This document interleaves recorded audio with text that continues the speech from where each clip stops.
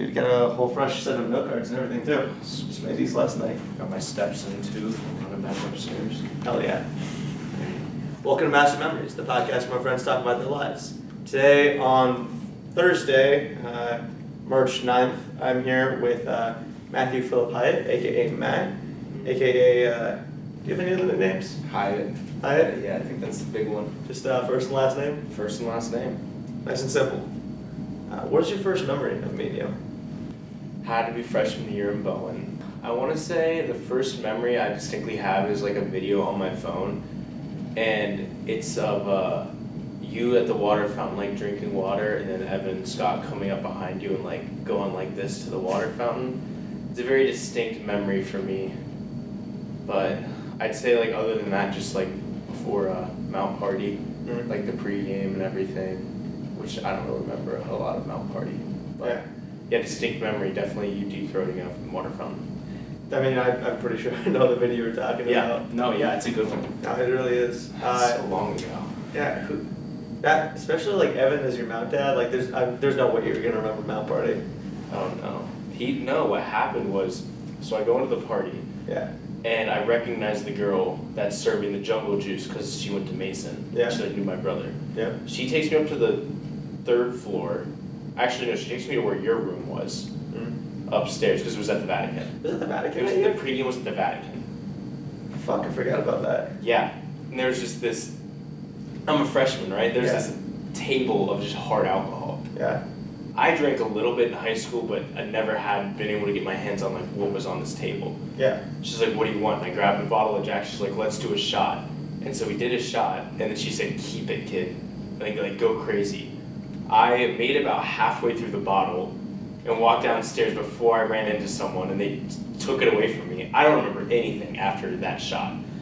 I guess I made it halfway through the bottle, then Evan came and found me, and I was throwing up in the backyard at around like 9 p.m. I remember that. Yeah, I remember Evan telling me like you had half a handle to yourself.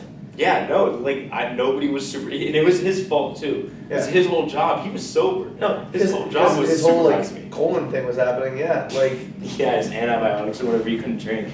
yeah. And so nobody was watching me just take down this handle of Jack. And yeah, so I drank half of it, and I guess I was throwing up in the backyard by 9 p.m. He'll never let me live that one down. And yeah, I don't remember anything else from Mount Party. I'm pretty sure that's the point of Mount Party. I mean, I think you're supposed to get there and then maybe throw up a little bit. I didn't even make it to the party before I was blacked out. That's the crazy part. Yeah, I remember these stories I could tell you, like, because I remember somewhat, not vividly, but my Mount Party is a haze, but I just remember, like, looking at one point to my right and just seeing a wall of people throwing up, and all their, like, the second years, like, it's alright, you know, like, the girls are like, do you want me to hold your hair back, like, all this kind of stuff. That's the point of it, right? I'll say junior year throwing Mount Party at our house. Yeah. So fun. It was so fun. I mean, it was like, yeah, we had everybody throwing up whatever, but we had our movie theater speakers up on that back roof or whatever, and it was just a sea of people. Like, and it was just so fun. Everybody loved it, and we had like a lot of crazy stuff happening, like Doi jumping onto the roof of that tiki bar, and it's somehow not collapsing, and oh, it was such a fun night. That's like one of my favorite party experiences. Yeah, I remember that was a good fucking party. That was a great party. And then senior, they did it at the Vatican again, and it was kind of... Alright, no shade of the new Vatican guys, but like, you can't beat the classics, you know? You can't. Like, those beer Olympics in the backyard of the Vatican, like with the Mount guys, those are to this day the most fun beer Olympics I've been a part of. Exactly. Like, those were the best. That was a great group of guys. Always fun. Adam always took the brunt of it and like planning everything, trying to keep everything on track. Getting iced. And everyone just getting slammed. Yeah. Those were good days. Those were good days. I remember just like stumbling home with whatever beer I had left and then passing out and then going out that night. That's as it should be. And that's the dream. When they talk about like the dream, that's it. That's right there. That's it. I wonder how often adults have like Beer Olympics, like if at all. Like, I don't know. I'm gonna have some. Were you there when Jared's sister's boyfriend came? Yeah, and we had carried him out. Yeah, like I want to have a beer Olympics at some point, like as a adult, but I also don't want to do that to myself. He wasn't even playing. That's what's crazy. Like Yeah. he subbed in at some point, and Yeah. like he didn't drink that much. Yeah, he just like, I think he was bigger on like weed than drinking. yeah.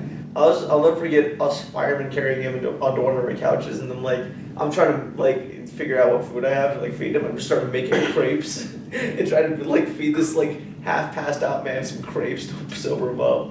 Sober him up, drunk food, and your mind goes crepes. Yeah.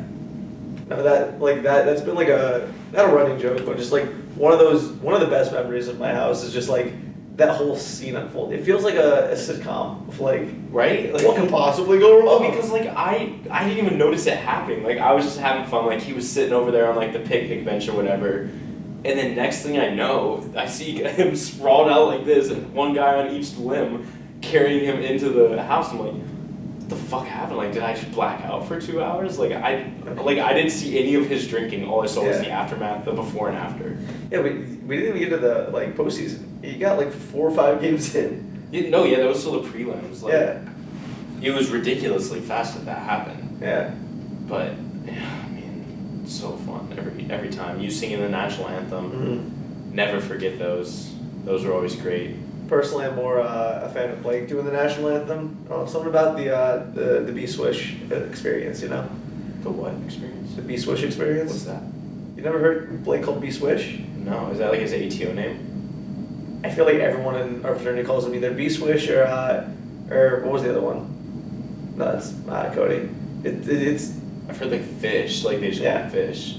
B Fish, B Swish. Most people call him B Swish. I feel like. So like bee swish? Yeah. I thought you were saying like beast swish. Nah, just Why bee swish? B Fish, B Swish, What's bee fish? Blake Fisher. Oh, I'm thinking like BE. Like bee swish. I'm like, how does someone bee swish? I mean, he is half man, half fish, right? He is. If you've ever seen him in a lake, you would know he's half man, half fish. I His love. episode's gonna be crazy. Dude, I'm so excited for it. That one's gonna be nuts. I got like a couple different groups I'm going through, and your house is probably the first group I'm gonna finish because Josh won't do his episode until he's admitted into law school. So I don't. Yeah, that's probably a good call. That's starting to roll in right now, but I'm low key mad at him still because I had all my other roommates do it like because season 1 was it wasn't in the uni, it was in my room back in the Vatican. Mhm. I wanted to get all 7 or 6 of them in my room, but he was like, no, you must wait. But yeah, no, B Hockey's definitely gonna be. I'm gonna run through you guys. Interesting. You can run through me anytime. Don't worry about that. Oh, I'm not. We're an interesting group of guys, that's for sure. Yeah, and plus I want to get Logan and maybe Taylor too. Like, I don't know. Those would be 2 good ones as well. Yeah, no, I'm hyped. Get Chase. Get Chase on, bro. He's just gonna twerk on the camera for like an hour. I just like. Yeah, he's so immature. I love Chase. The other problem is this. I don't know, because I'm moving to Chicago Mhm. at some point in the summer. I don't know when. Still trying to figure that out because working fully virtually. So after I start working full time, I only have one of these a week, and then I also have to figure out where I'm gonna do it in the summer because I don't know if the union's open still. But I have more people on my list than I have weeks, so I have to like. There's going to be a point where I have to start being a lot more selective with my like remaining time. I don't know. That's the later problem. Yeah. You could combine like Chase and Logan if you wanted to do that. Nah. Like you want to do one-on-ones? Yeah. Okay. No group episode. No group Except for episodes. maybe me. But I'm special. I get my own episode. Are you gonna like mirror yourself so like you do the whole interview thing and then you retape it with you sitting here? That would be goofy. That'd be hell. That would be hilarious. But nah. I'm thinking it's gonna be me, Hudson, Evan, and Adam. They all interview me. Oh, that'd be fun. Yeah. I'm interested to see what the group dynamic is like because I feel like there's gonna be a range of like people like. Not to say like there's not gonna be anyone that's not gonna give a shit, but I feel like people are gonna be more into it and more not, like more jokey, more serious. So like, I'm gonna just see what that looks like. But there's a good reason I don't like, especially with the focus being on not me. So having 2 not me's would be kind of hard to get good answers at. And it'd take a while. Yeah. Yeah. I don't know. I know Jared and Hoffner, if you know him, have both killed the camera. So now I have to bring the charger because I don't know. Don't want to run through 3 hours of camera footage and have it die, and then have my iPhone tape the last like 10 minutes. Yeah. Yeah. Well, hey man, you're adapting. Yeah. To- No, I mean, it's the whole thing. It's started out with a lot less questions and just kept adding. Not a lot of removal, but No, that's good. Yeah. Yeah. Come up with more stuff you want to talk about. and flashcards. You saw me on my iPad just being like turn it on in between every question. It was a little goofy. Yeah. Oh, I like the note cards. So what were you doing today before we started filming? Oh, I was playing GTA. Mm-hmm. Yeah, I'm back on the GTA grind. It was fun. I've done this, so I have no synchronous classes. I'm Yeah. all remote, all asynchronous. And it's really tough for me to like sit down and like do the work because it's not due till Sunday. Yeah. So it's like, oh, like I really don't have to do anything today if I don't want to. Yeah. So what I started doing is like, GTA is perfect for it because it has like these missions. I do a mission and then I watch a lecture. And I do a mission and I do the homework tied to that lecture. And it like splits it up and like keeps me entertained because comm is so boring. Yeah. It was like easier because when I was doing ops is something I'm really interested in. Like I liked going to the classes, I liked doing the homework. Yeah. But this is just so hard for me to like engage in it. And so I need like that little motivation. And I found like that kind of like gets it done. And that way like I'm done by Wednesday. Yeah. And I don't have to do anything Thursday, Friday, Saturday, Sunday. Which is nice. That's perfect. I feel like asynchronous classes, like especially after COVID, it's like, especially like you said, like a class you don't, in general, just a class you don't give a shit about is like so hard.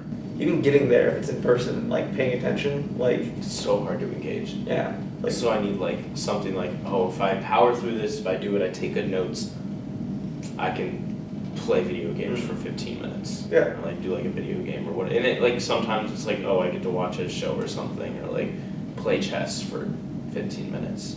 So I don't know, it's just like it's not something I needed throughout college, but like now it's like you got senioritis on top of the asynchronous classes, on top of the fact that you don't have any interest in them. yeah, that's a It's recipe just, for like, disaster right It there. absolutely is. So like, just gonna kind of keep doing that. But that's all I was doing all morning, and then ate some lunch, watched Love Island.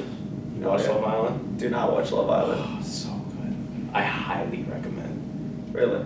Yes. Well, all right. What? I feel like everyone I talk to lives at Love Island for a different reason, has a different like way of explaining it. Like, what is your pitch about Love Island? Why it's so good? It's so good because like, it's like such an interesting dynamic that they have between people where like, it starts off and you couple up, like it's 5 guys, 5 girls. Yeah. The guys are standing there and the girls walk in, and at one at a time. So one girl walks in and they're like, guys, if you find this girl attractive, step forward. Yeah. And then so like 3 guys will step forward of the 5 that like find this girl attractive. Then she picks which one she wants to couple up with, and it doesn't even have to be like the one that stood forward. Yeah. So like there's that, and then once they're coupled up, so say like a guy and a girl couple up, and then another girl walks in, that guy can still step forward if he finds the new girl attractive. And then she can couple up with him and kick the other girl out or whatever. Interesting. So it's So like, that's how it starts off, just like drama Mhm. or whatever. And then like people start to grow closer, and like then they bring bombshells in, which are just like 2 random people will just come into the villa and just like wreak havoc. So like you think you have a good relationship, then a smoke walks in, and then your guy's just gone. yeah. And it's like that happens, and they're like, oh, it's just so much drama, and it's so many tests to kind of really test the relationship, see if it's strong. And I mean, I legitimately think of the dating shows, those are some of the strongest couples like at the end. Really. Yeah, just because like all the shit they've been through. like so much temptation, and like there's like the one that just happened was they went away to a different villa Yeah. for a week, like the guys and the girls each went somewhere else, and then it was 5 guys, 5 girls, and then 5 new guys and 5 girls met with these guys. So it was like your partner's gone. Do you like cheat? Do you like explore a new connection? And then you can like bring that person back with you, and it's just like so much drama. I love it. I love the drama. Yeah. I think it's great. There's definitely a lot. I feel like that's like what those shows cultivate. Yeah. I don't know. I feel like I'm just not like a reality show person. Like Survivor, American Idol, other shows. And see, like I didn't think I would, but like I love Hell's Kitchen. Like Yeah. I think that's my favorite reality TV show, just because it's like throughout the season you get like 2 different things. So it starts off Gordon Ramsay shitting on everybody. Yeah. you fucking suck, get the fuck out of my kitchen, all this. Yeah. And then you get to that midpoint where it's like good chefs left. Yeah. And then for the rest of the season, it's like how impressed, how proud he is of them, how he sees them going. And it goes from when he sends people home from get the fuck out and the guy trying to fight him to you exceeded my expectations so much, like anything you ever need, like I reach out to me, I'm so impressed by you, it just didn't work out. And like just like, and then by the time that's done, you're like, I'm done with this gooey shit, give me Gordon Ramsay shitting on people again, then you just start the next season. Damn. That's a nice little cycle. And I love cooking. Yeah. I love to cook, so like there's also that aspect of it. Yeah, I feel like, I don't know, Food Network, Chopped. Alright, no, I take it all back. Like the Guy Chopped. Fieri one? No, Chopped is the one where it's like, they have like rounds of stuff where like it's random ingredients they have to make stuff for the judges in like an hour or something like that. Is that the one with Gordon Ramsay and then like that bald guy? I don't know if there's, Like the judges? yeah, there's judges. I'm not sure if they're like, there's the celebrity judges or just random people or whatnot, but it's like, that one's just like, what are they gonna make? Are they gonna do it in time? Oh no, what's wrong? Like, I don't know, it's not like, I think the worst about reality TV shows, like the Great British Baking Show, because that one's just calm. There's no problems. It's all just them making cakes. I've watched a lot of a lot of food stuff with my mom because like she loves cooking, and like I've picked up a lot of it, and HGTV, which My parents love HGTV. dude, it's so good background noise. I'll say that. Like, it's great to like go in and out of, but I like sitting down and like force like. It's almost like baseball, you know. Like I don't know anyone who like watches baseball. Like, I do, and I think it's psychotic. Like I know people that will just like sit there like, nothing's better than this. Like you know how there's a pitch count now? Yeah. They're like a pitch clock. Yeah. Yeah, they're like, why do we need that? Like I like enjoying how long it is. What? 3 hours of the most. I think John Mulaney said this, but the most interesting time in baseball is when literally nothing happens. When there's a no hitter, like. It's just not. It's not an enthralling game. I hate to say it. The Little League World Series is different. Yeah, well, that's because you get to see a bunch of little kids like. Yeah, my name's Big Al and I hit dingers. I mean, those are characters right there. Like, Literally. I feel like if you make it to big like the Little League like World Series, like you have to like you've created some sort of character about yourself, like between ego or like your upbringing or whatnot. It's like. Especially considering like modern day, it's like, you know, they're gonna find that kid who just like is a fucking character. He's gonna bring views.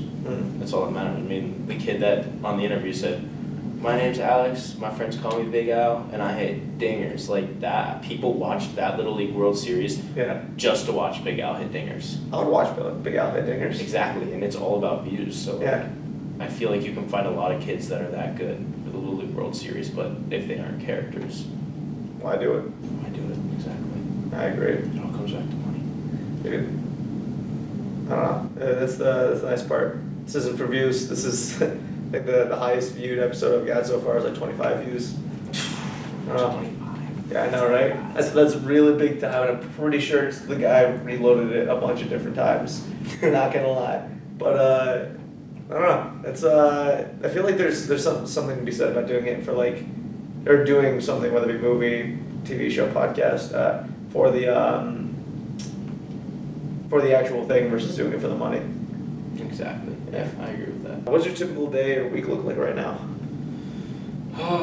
Well, I'm kind of all out of sorts the past few weeks because I haven't been doing my regular schedule.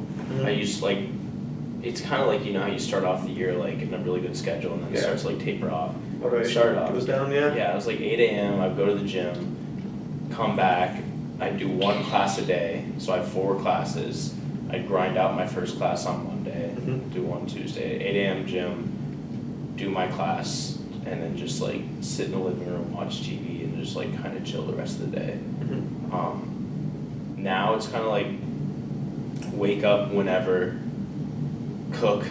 I do meal prep on like Sundays and Mondays because I don't feel like cooking during the week. Don't blame me. Yeah, and then I do some homework or I run errands. Like it's kind of like this past few weeks has been kind of crazy, but because I'm like prepping for like going to London. Like I fly out tomorrow morning. Damn. So yeah, I gotta go buy an umbrella because I forgot it's London and it's gonna rain all week. You don't have an umbrella?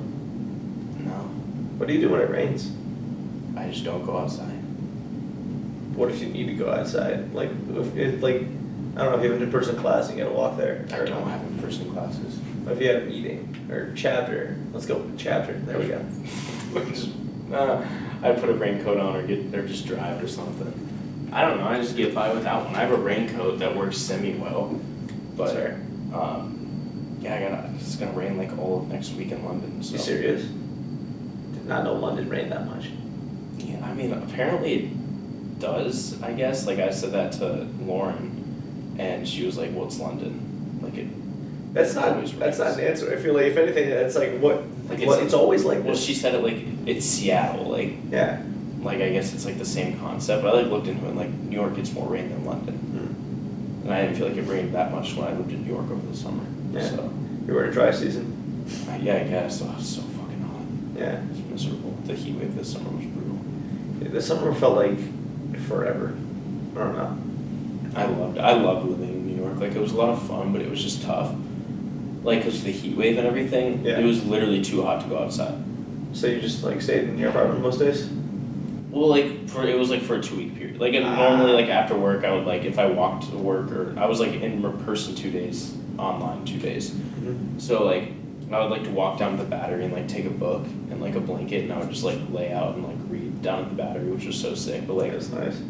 I lived in a fucking shoebox. Like, it was, like, a little, like, 8 by 10 square, like, New York apartment. Yeah, it was a New York apartment, right? So, like, during the heat wave, I can't go outside because it's so hot. I was dry. I was being driven crazy because I was just stuck in this tiny apartment. Yeah. Because, like, it was like they were saying stay inside, like it was that hot.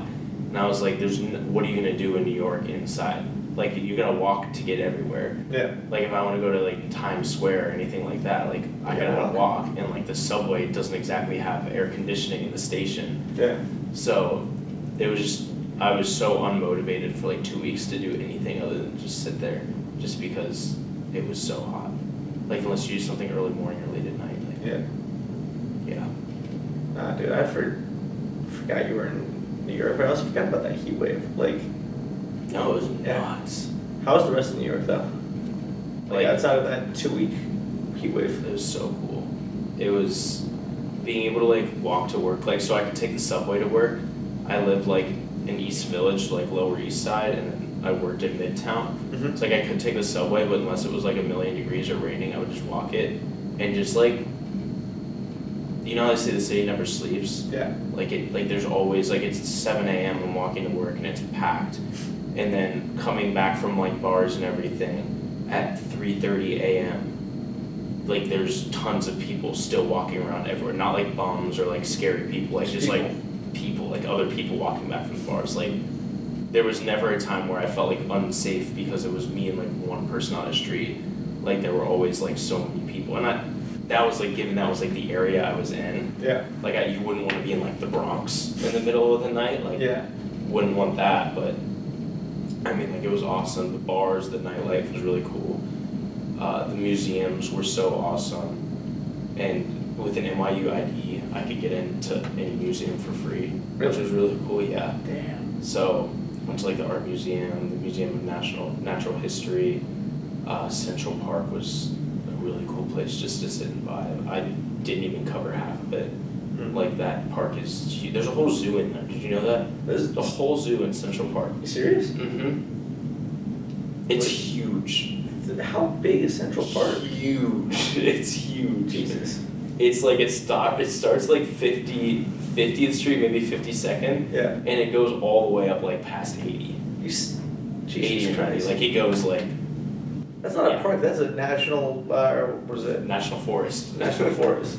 No, yeah, it's massive, and, like, and I feel like I only went to the places that were packed because I didn't feel like walking, like, super far into it. Mm-hmm. Like, I went to, like, the Home Alone spot, like, with that big lake, and then there's this big field where, like, it's just, like, a massive field, it's just packed with people, like, throwing frisbees and stuff, and you're allowed to drink there. Damn. So me and some friends went up, like, took some claws, and then we went to the Belmont Stakes, the big horse racing over in Queens. Yeah. So we pre-gamed in Central Park, hopped on the train and went there, and just got blitzed and lost a ton of money on a 30-second horse race.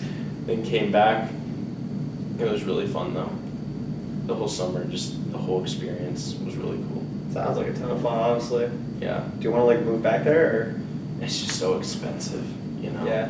Like, the best way I described it was like, you know, like those little things of Philadelphia cream cheese? Yeah. It's $8 there for like that little thing, like $8.50, like that. Like that was the first thing like I looked at and I was like, that's nuts. Like all food there, like it's about double what you pay here. Yeah. Rent for a shoebox is at least $3,000 a month, and I mean here it's $1,000 a month. I mean Yeah. splitting it with Filer, it's Yeah. gonna be like $1,000 a month. And it's gonna be a lot more than a shoebox. And yeah, it's a nice apartment, big, Mm-hmm. and a lot of amenities. And then you also have the pay aspect. And the real thing was they just weren't paying me enough.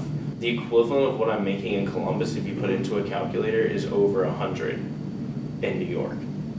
Okay, so they weren't willing to pay you like New York money. Gotcha. No. Yeah, and like the job, like they promote really quickly and you get good raises with each one. So like I would be making within like 3 years, like over 80, Yeah. like towards 90, but that would still be like 45 here. Yeah. And I'm getting paid like $5,000 less a year here than I was offered in New York. Yeah. It's not a worth third of the living costs. And like I love Columbus, like it's familiar, it's a nice place to get started. Mm. It's up and coming for sure, especially with Intel coming, so. Yeah. I have to Yeah. hear one more. Sorry, my parents are waiting because they live in Albany, so they're just waiting for Intel to finish to sell their house. Because it's gonna go up. Oh, it's gonna spike. Skyrocket, yeah. But like I don't know, I feel like I hear about Intel every week.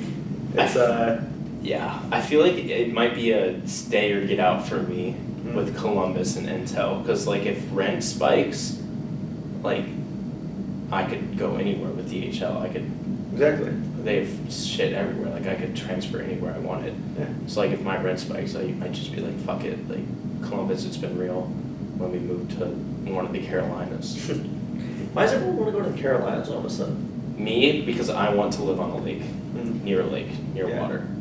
Any lake specifically come to mind, or? I mean, my favorite lake in the world, and I don't think this will ever change, is Lake Norris. And it's right outside of Knoxville, Tennessee. I grew up going there since I was a little kid, and we had a boat, and we would go there every year, stay at a little cabin in a marina called Twin Cove, and then we ended up getting a lake house there, and we got a new boat, and I went there every single weekend for most of spring, most of fall, and all of summer, every weekend, sometimes for weeks at a time, and just was on the water. Nothing makes me happier than like thinking, like those are my best memories. Damn. Are at the lake with my friends, kayaking, wakeboarding, wake surfing. I got it tattooed on my wrist. Oh fuck The yeah. water symbol, and then those the coordinates of Norris Lake. From like far away, it kind of looks like Polynesian symbols or something like that. Like that's Yeah, it's just coordinates. yeah, no, that's really cool. And yeah, it's just like, it's just waking up before everyone, the water's glass, you know, just going down to the dock, like anything surrounding the lake was just my cup of tea. So if I can live somewhere that's near a lake and be able to have that experience again, because the only downside was it was a 4-hour drive every weekend to get down there. Yeah. And the Carolinas have tons of lakes, and where Norris Lake is, there's not a lot of there's like no good like towns. Like you're talking like rundown Hickville, Yeah. like tiny towns, No, no good that's- schools, Yeah. like nothing like that. And it was like from our place, it was like a 40-minute drive just to get into town. So like I want more of like, you know, live in a nice town, short drive to the lake, where you have like at least a boat, maybe not a house, maybe you don't need a house, but yeah. So and the Carolinas just like have so many different lakes for that. Maybe it's me not growing up a lake person, but I mean that sounds like you're selling me on lakes right now. Dude, I could talk about lakes and boats for days. I just love it. Yeah. And it's just how I was raised. Yeah. Just my dad, when he was a kid, they had a little tiny boat. He's from Canton, and they had a little tiny boat that they took to a little lake, and they would just like do stupid shit with it. Oh, And he yeah. loved it. So as soon as he started his family, he bought a boat, and yeah, we just like went from there.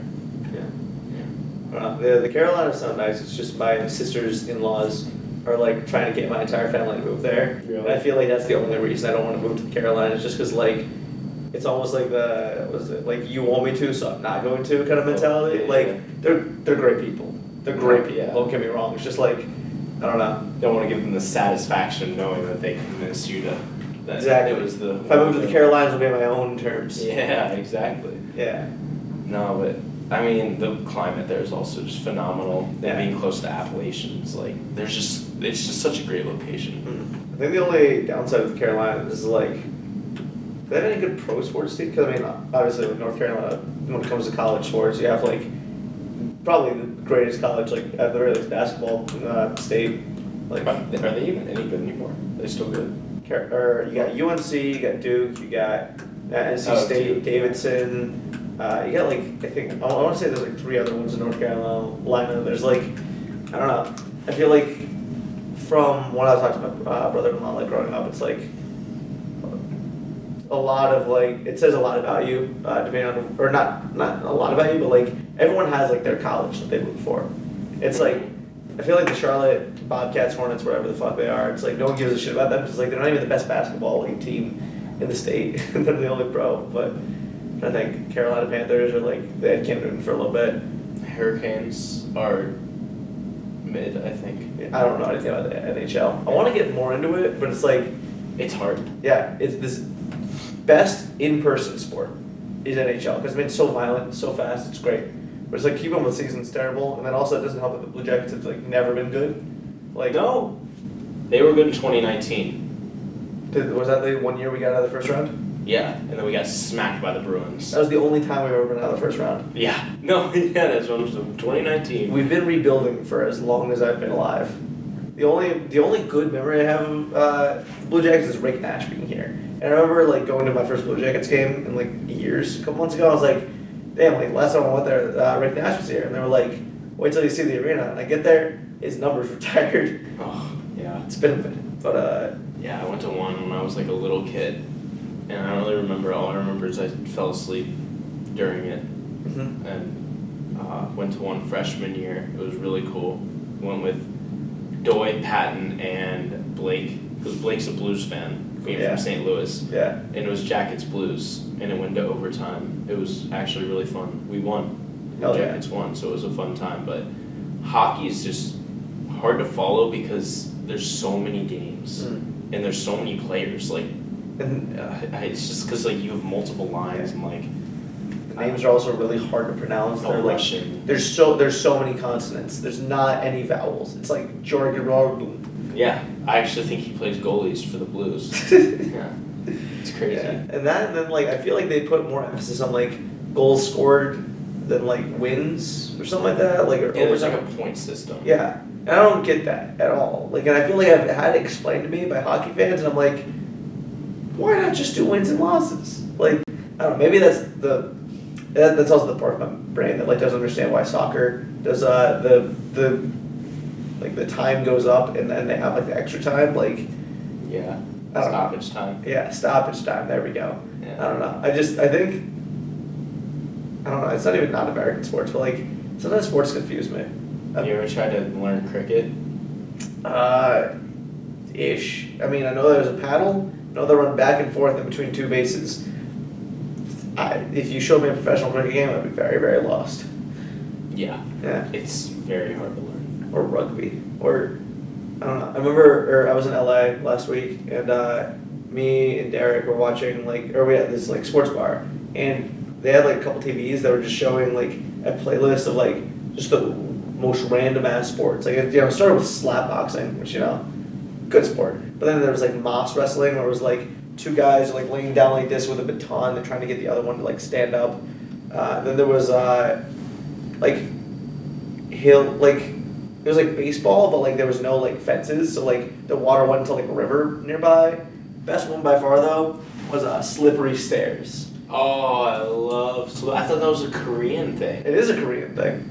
And they just. They just were playing anything. Oh, that's sick. You know slippery stairs? Oh fuck yeah, dude! Slippery stairs is Dude, so slippery cool. stairs are so much fun. That should be a thing in the U.S. That's what I'm saying. Look, Japanese or Asian game shows in general, Japan, Korea, like all of them, like they know what they're doing. Like slippery stairs is a great fucking concept because like if you can't make it, you just like knock everyone else down. Then everyone starts back at the beginning. It's a great show. It's so good and so much potential for sports betting too. Like live betting when they're almost at the top or whatever, and then they just fall all the way down. Like you don't even know that. Like you don't even need professional like people. You just need like people that'll do it, and then just bet on like blue, green, pink, all that. Or like do like a wipeout. Like you don't even have to make it like just slippery stairs, but like add it into wipeout or something. That'd be good. Like that could be good because like it's essentially wipeout. It's just stairs though. I haven't thought about wipeouts in a couple of years. That show was a very big part of my childhood. I feel like Big Red Balls. Yeah, the first stage was always the best one. The second one was like not nearly as interesting because it was all of them doing at the same time. The third one, like in the lights or in the dark and all that still not as good as the first stage. No, the third stage was better than the second though. I think like it was like 1, 3, 2 for me. Yeah. It was like the fire and everything when they shoot out of the slide was like super cool. Yeah. And like did that, and that became like American Ninja Warrior after that. I was about to say, like, I feel like they just became professional people, but there's something about just like seeing your average Joe trying to compete. Me, like I could do that. Like growing up, I was always like, dude, like I would beat anybody here. Now looking at it, I'm like, I could beat some of them. When I was a kid, though, I was a little monkey. I could just jump around anywhere. Still are. Dude, are they still doing Wipeout? I feel like they canceled it and then brought it back and then canceled it again or something like that. I don't know. I have no idea. I would, if Wipeout ever come to Columbus, I would like be on it like that. Like I'm not gonna do well. I mean, like you've seen me run, much less do anything else athletic. Like it's not there, but I'm gonna try. See, like I feel like they don't try to find like super athletic people though. Yeah. Because they want people like to just be like the average Joe. Yeah, and especially like people on TV be like, I could do better. Versus like if you got like an American Ninja Warrior doing Wipeout, I'd be like, damn, I'm not beating that time. Fuck this. Let me turn it off. Where do you lean politically and why? Jeez. Yeah, a little bit of a turn here. Definitely taking a turn. Yeah. So I was raised super conservative. Mm-hmm. I would say super conservative. Like my parents didn't like say, oh, you know, like you have to be conservative and all this. They just had conservative beliefs. They always voted that way. Yeah. When they talked about it, it was always like very clear, like who they thought was doing good things and who they thought was doing bad things.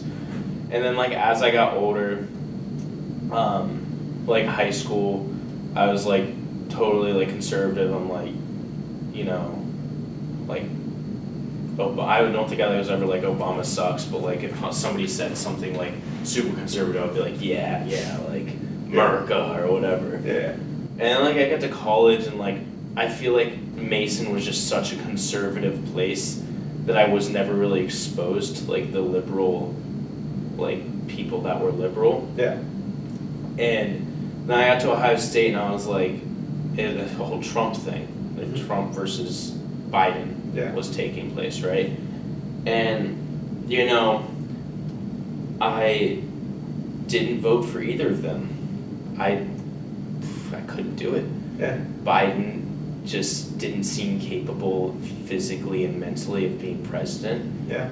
And Trump is a scumbag person and is not somebody that should be viewed as a leader in any sense. And he kind of just, the thing is, like, I think both of them make the country look weak. But I think Biden's more weak and Trump is more ridiculous. Like, have you seen South Park and how they portray Trump in South Park? Like, that's fucking accurate. Yeah. It's accurate. Garrison literally is fuck them all to death. I'm like, and people cheer. I'm like, that's not that far off from what Trump did. Yeah. And I feel like now where I stand is I think my financial beliefs lie more on a conservative side. Mm-hmm. So like, I don't think like higher taxes are really the answer. I believe in capitalism, and I think a lot of the things that Trump did for this country financially were very good. Mm-hmm. But from a policy standpoint, I feel like on things like Roe v. Wade and abortion and like social issues, I'm much more likely to lean liberal, like gun laws, like anything like that. It's just, the conservative arguments just don't fucking make sense. Yeah. Like, how is the solution to fixing gun laws bringing in more guns? Like, I saw a TikTok the other day of like some guy asking like a Republican governor like why like if police go into a home, if that home has a gun, it is like way more likely that a police officer that ends up in a shooting. So if we bring more guns into the situation and more households have guns, how is that the solution? He was like, well, if they have guns, they don't need the police. It's like 9 times out of 10 with a domestic call, it's because there is a gun involved. Like, yeah, somebody could be beaten, but like 9 times out of 10, there's a gun in the house. Yeah. It's like, and like you just had no answer. Like, it's just like you're arguing because you think you know what's right, but you have no evidence to back it up. And like the same thing with abortion, like that doesn't really make sense to me. Like how the arguments like, well, I know it's a life, but like what kind of life is it gonna lead? Like in a perfect world, the foster system would be great. Yeah. It would be perfect. Kids wouldn't get abused. Kids would have the same opportunities as kids that live in a 2-parent household. But in reality, the foster system sucks. It leads to kids leading very troubled lives, and in turn, making decisions that could lead to more children kind of being put in that situation. Like, that's how I feel that will tend to go. Perfect world, we wouldn't need abortion because a kid could be birthed and lead a good life. Yeah. And then there's the whole, but that's not the situation. There's the whole like, oh, what if they're raped, and like that whole thing. I'm like, why would they be forced like to carry that through, especially if it's like a health risk or anything like that? Yeah. I don't know. It just, so I don't know how I identify. I guess that is my long but answer in short is, you know, I think the biggest problem, and I like told this to my parents like straight up because they were pissing me off. They were like, oh, it was some sort of issue happening. They're like, oh, it's the fucking liberals, Biden's America. Yeah, something like that. I'm like, Mom, no, like actually like a conservative did this. Yeah. And she's like, oh, well, like I'm like, do you see how like fast you were to blame the other side? Like that's the problem. Mm-hmm. Like the problem is everybody's so closed-minded. They think that what they know is right, and they think that anything that they don't agree with was said by the other side. Yeah. Without even, they jump to conclusions. They don't, like I could be explaining a very conservative concept to a conservative, but if I said I was liberal, they would have a totally different understanding of anything I was saying. Yeah. And I think that huge divide is like what's making the division more. Yeah. Like, I feel like the beliefs that people have of what the other side thinks is just like so far off from what it might actually be that they like, that's just like, I don't know. Yeah. I just think people think the other side is wrong and they're right without even listening. Like that's what the biggest thing I've learned is like, you don't have to be all liberal or all conservative. Like you can agree with some things from both sides without saying no, like they're all wrong, no, they're all wrong. Mm-hmm. Because like the 2-party system is just an idea. Yeah. In theory, there could be one party or a third party that agrees on like some and some. Like it's just an idea. It's not like this fixed thing where you have to be all one way or all the other. But like I feel like that's what people like these days think. Yeah. And it's not good. No, it's definitely not. I think to your point, it's like I feel like I don't know. Talking to people, I feel like if something bad happens, they, like you said, they blame the other side, and then if that thing eventually turns good, they like celebrate their party, or like even if it's not even that, like even if, like I don't know. I know, for example, like with the gas prices back last summer, it's like, I mean, that I guess it was Biden's administration that had the problem, but it's like, you know, it doesn't help that you know, the price of oil is being like gouged by the oil companies, and you know, the whole war in Ukraine, like all this other stuff. But then, you know, the Biden administration did help fix it, and now it's back to like what, $3.20 a gallon, something like that. And it's like, thank God our Republican lawmakers took action to lower gas prices again. Yeah. And repaired what the Biden administration did. That's exactly the mindset. Or like, other way around. It's like, I don't have a good example off the top of my head for the other way, but it's like people be so quick to blame Republicans, and then like praise Democrats when Yeah, like the whole migration thing for Mexico, like being put in like the camps or whatever, Yeah. Like Trump did that, and yeah, it sucked. But then like Biden came into power and nothing really changed. And Yeah. like, man, like maybe this is just like something that really sucks, but like there's not a good alternative. And like it's like, who do you blame? Like if something's going on that happened during 2 administrations and it's still not getting fixed, like maybe that's not something you're gonna blame on one. Yeah, maybe it's a bigger problem. It's a bigger problem that needs a bigger solution more than like throwing money at it. Yeah. I just wish like lawmakers would like be more like willing to reach across the aisle. I feel like everyone, it's almost like it extends up to like the government, where it's like, if it's not my party with this idea, I'm not voting on it. Yeah, and you do have some people that like will be willing to reach across the aisle, but not nearly enough. Yeah. Someone you could just tell them this is how we're voting, and they would vote that way, and that's so scary to know about the people that are making our laws.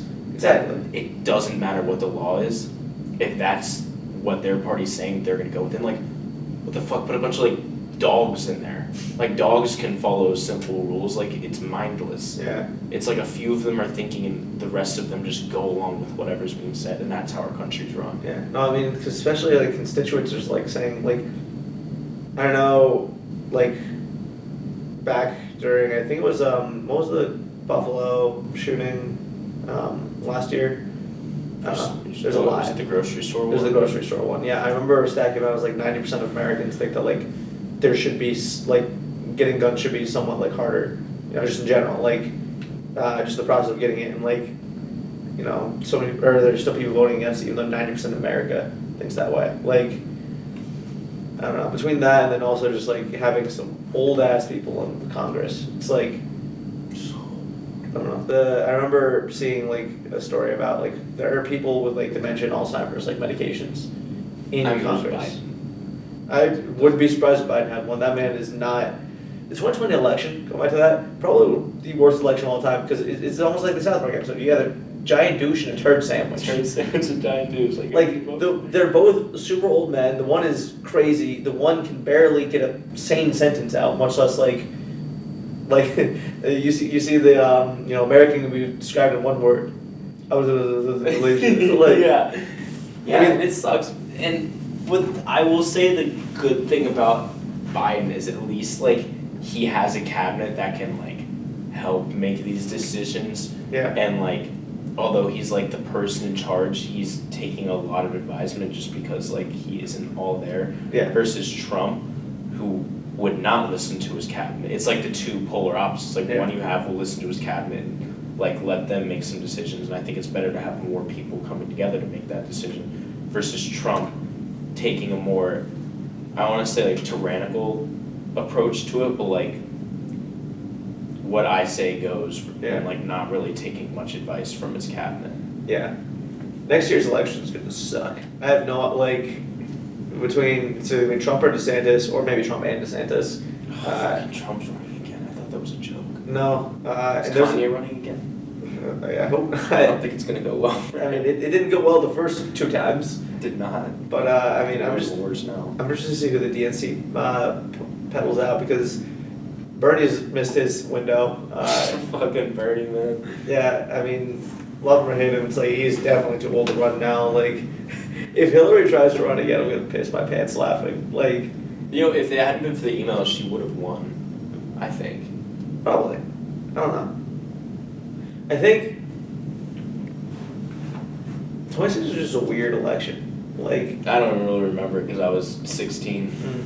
I remember like staying up and being like, "Damn, I'm gonna go to sleep because like this is gonna be like a long night." And waking up, I'm like, "Oh, Trump's president." The next day in school was the most do you remember the day like after that election, just like in school? I feel like my school was a lot more liberal, and people were like crying in the halls and shit. I was just like walking around like, I don't know, my mentality was like, everyone says shit to get in office. Like it's what you do, I think, that's more important. So I was willing to give him a chance. Yeah. Didn't last long, but I don't know. I just remember like that was a wild day. I feel my school was super conservative, so I feel like I didn't really notice much going on. Yeah.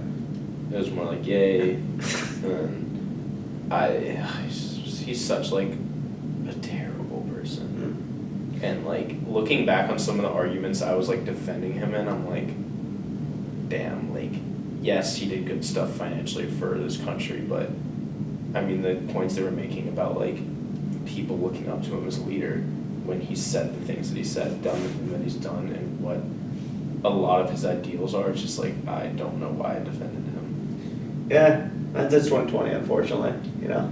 I mean, yeah, and like I don't know. I feel like I was younger then, and like I'm matured a lot since I defended Trump. Yeah. And really opened my eyes to, because I feel like it's the way you're raised. Sometimes like if you're raised conservative, it's difficult to break out of that.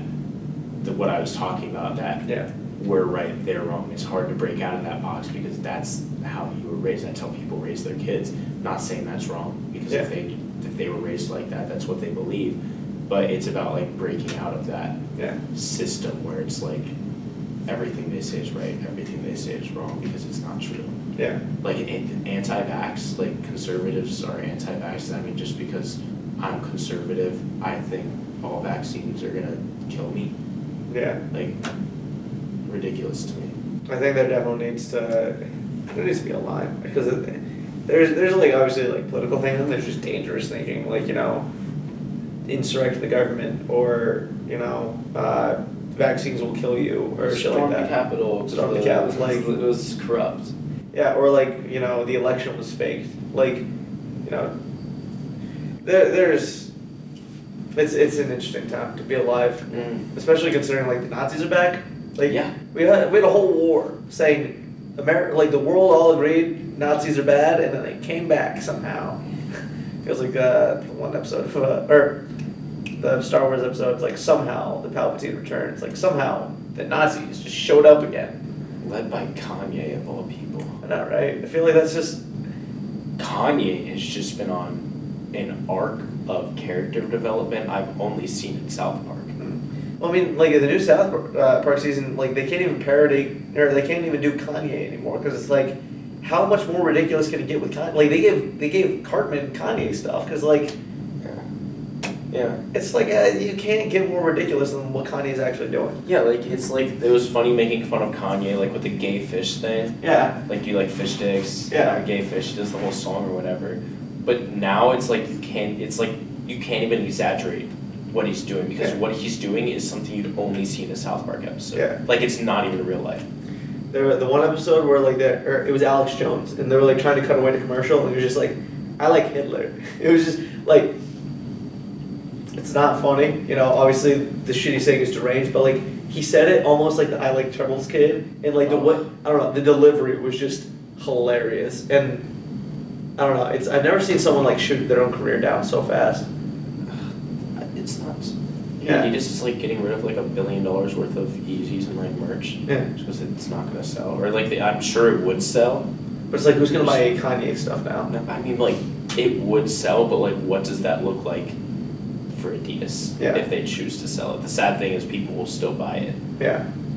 But it won't sell as well. Yeah. Well, also Adidas, like it doesn't help that Adidas, had ties to the Nazis back in the 40s, 30s. So really. Yeah. So they gotta get out of that shit fast. Yeah. Otherwise, it's like, oh, you haven't really changed much. So I don't know. The same thing with like Volkswagen and what's the one coffee maker? Folgers. No, not Folgers. It'll come back to me. Maybe Keurig. I think it actually was Keurig. Keurig, damn. There's like a couple companies with like long-standing histories, and part of that history was the Nazis. There's also another fashion company I'm blanking on. It's like it's not Louis Vuitton. It's like another one of those like two meme fashion companies that like made the Nazi uniforms, and it's like can't really associate with anyone close to that. Otherwise, it's like history. But Kanye. Bipolar disorder does not explain that behavior. Yeah. I'll just go and say that. It's crazy to see his art though, because like there's pictures of him in high school. It says like "Say no to Nazis," George Bush doesn't care about black people, and then like going up to storm the stage and say like I'm gonna let you finish. Beyonce, one of the greatest videos of all time, coming back making probably one of the greatest albums of all time, and then eventually going to slavery was a choice. Harriet Tubman didn't do anything to free the slaves. Hitler was a great person. The Jews should just forgive him. All like crazy, like the ups and downs of his career. Like And his Christian arc. yeah. Oh, and his Christian. I forgot about that. Yeah. Like filler episode. Yeah, when he was completing that side quest of Yeah. being a Christian and like. I mean, I remember like all the Christians were like, "Oh, he is saved. Like this is it." Like it was like, oh, like I listened to his gospel album, and then immediately after it switched to one of his older songs, and I was like, it just shows how far someone can come, how far they can be saved from. Yeah. What do you say now? Your big saved guy is preaching Hitler's ideals. What a fucking career. I don't know. I gave up on him because it's like. You were a big Kanye fan. I wasn't. You were Like I wrote huge papers Kanye. on Kanye. You know, I bought his merch. I bought his records. It's like. Now, like I don't know, I had to come to a reckoning where it's like if he didn't say this about Jews, would I have given him up? And like kind of look at myself in the mirror kind of thing. But I don't know. Like people are saying like the last time he was this bad, he made My Beautiful Dark Twisted Fantasy, and like maybe the music will be great, but it's like he sold his soul. Like he didn't sell out like the traditional like just corporate. He sold out in the way of like he's just like not a good person anymore. Like all this other stuff in the past was like, maybe like storming the stage or whatever is like probably not the best move or whatever. But like he had like integrity, and now he just doesn't. Mm-hmm. No, it's bad. It is real bad. It's like to the point where like TikTok comments are like, they aren't going, but he gave us graduation. He made graduation. They're like, it doesn't matter that he made graduation anymore. After he went on that live show or whatever with his like that mask on or whatever. Yeah. And said all that shit, people were like, it doesn't matter that he made graduation anymore. You see the TikToks that were like, Kendrick made graduation, like Cudi made all this shit, like just like try to like justify still listening to it. Yeah, no, but he made graduation TikToks were insane. It's like I saw like this one where it's like a guy like rocking in the corner, like when he made graduation, like yeah, good times. Maybe not so good. But they were good times before. Yeah. Not so good anymore. Good to look back on. Yeah, nostalgic. What's your relationship like with your family? I have a good relationship with my family. You know my brother, obviously. Shout out. What'd you say? Shout out Michael. Shout out Michael. We didn't grow up like we grew up like brothers do. Always at each other's throats, always fighting or whatever. Mm-hmm. And I'd say like high school, we matured. Especially when we went off to college, we actually got closer just because we didn't see each other as much. Yeah. Like even to this day, like if we spend like a week together, we'll end up at each other's throats by the end of the week. But I mean, that's just kind of how brothers are. My parents are like the best in the world. I love them to death. They've given me so many opportunities, and I've always done my best not to take those for granted, and to show my appreciation for that because the more you grow up, the more you realize the opportunities you've been given aren't given to everyone. Like, I mean, growing up in the Mason bubble, so to speak, I took a lot more for granted because everybody I knew had the same stuff that I had. Then when you come to college, you meet people from different backgrounds, different experiences, and you really start to realize that what you have is, like, really good. So obviously, like, really grateful to them. Great relationship with them. They've always encouraged me to try new things, do my own thing. Encouraged me to really be the best, never be complacent. And yeah, I mean, I'm still really close with them. I talk to them. I try to talk to them. I should talk to them more. Try to talk to them a lot, but my dad just retired, so that's exciting for him. Congrats. He retired at the end of the last year. Then he bought a van, and like one of the vans with like beds and everything. Mm-hmm. And so at the end of the year, instead of like going to Europe or whatever like people do, me and my dad are gonna drive out west and go to a bunch of national parks, and then go to Vegas, and I'll fly back, have a couple weeks here, then I start work. But yeah, I mean, that's like my close family. My grandparents on my mom's side live in Nashville. Mm-hmm. So I just saw them over Thanksgiving and Christmas for the first time in a few years because of COVID. Yeah. Which was tough. My granddad recently just had heart surgery he had heart disease or heart failure or something. Like, I guess you can live with it for a while, but he had like surgery done that fixed it. Mm-hmm. He had that last week, went really well, so he's doing great. So Congrats to him. yeah, congrats to him. Yeah. My dad's side, they both died last year. One died last year, one died like a few months before that. They didn't like me. No. Sorry to hear that. No, I mean it's fine. I mean, my grandma's from Belgium, so she like survived World War II in Belgium. Actually, Damn. it was like her neighbor, like it was like stray bombs destroyed like neighbors' houses. Like shit was crazy. Like she has a documentary on her about it. And that's where she met my grandpa at like the World Fair there with the Eiffel Tower and everything in France. And he brought her back to the States. So my grandma has a really heavy accent. She had like really bad dementia, Alzheimer's, like didn't know who I was for probably the last like 5 years.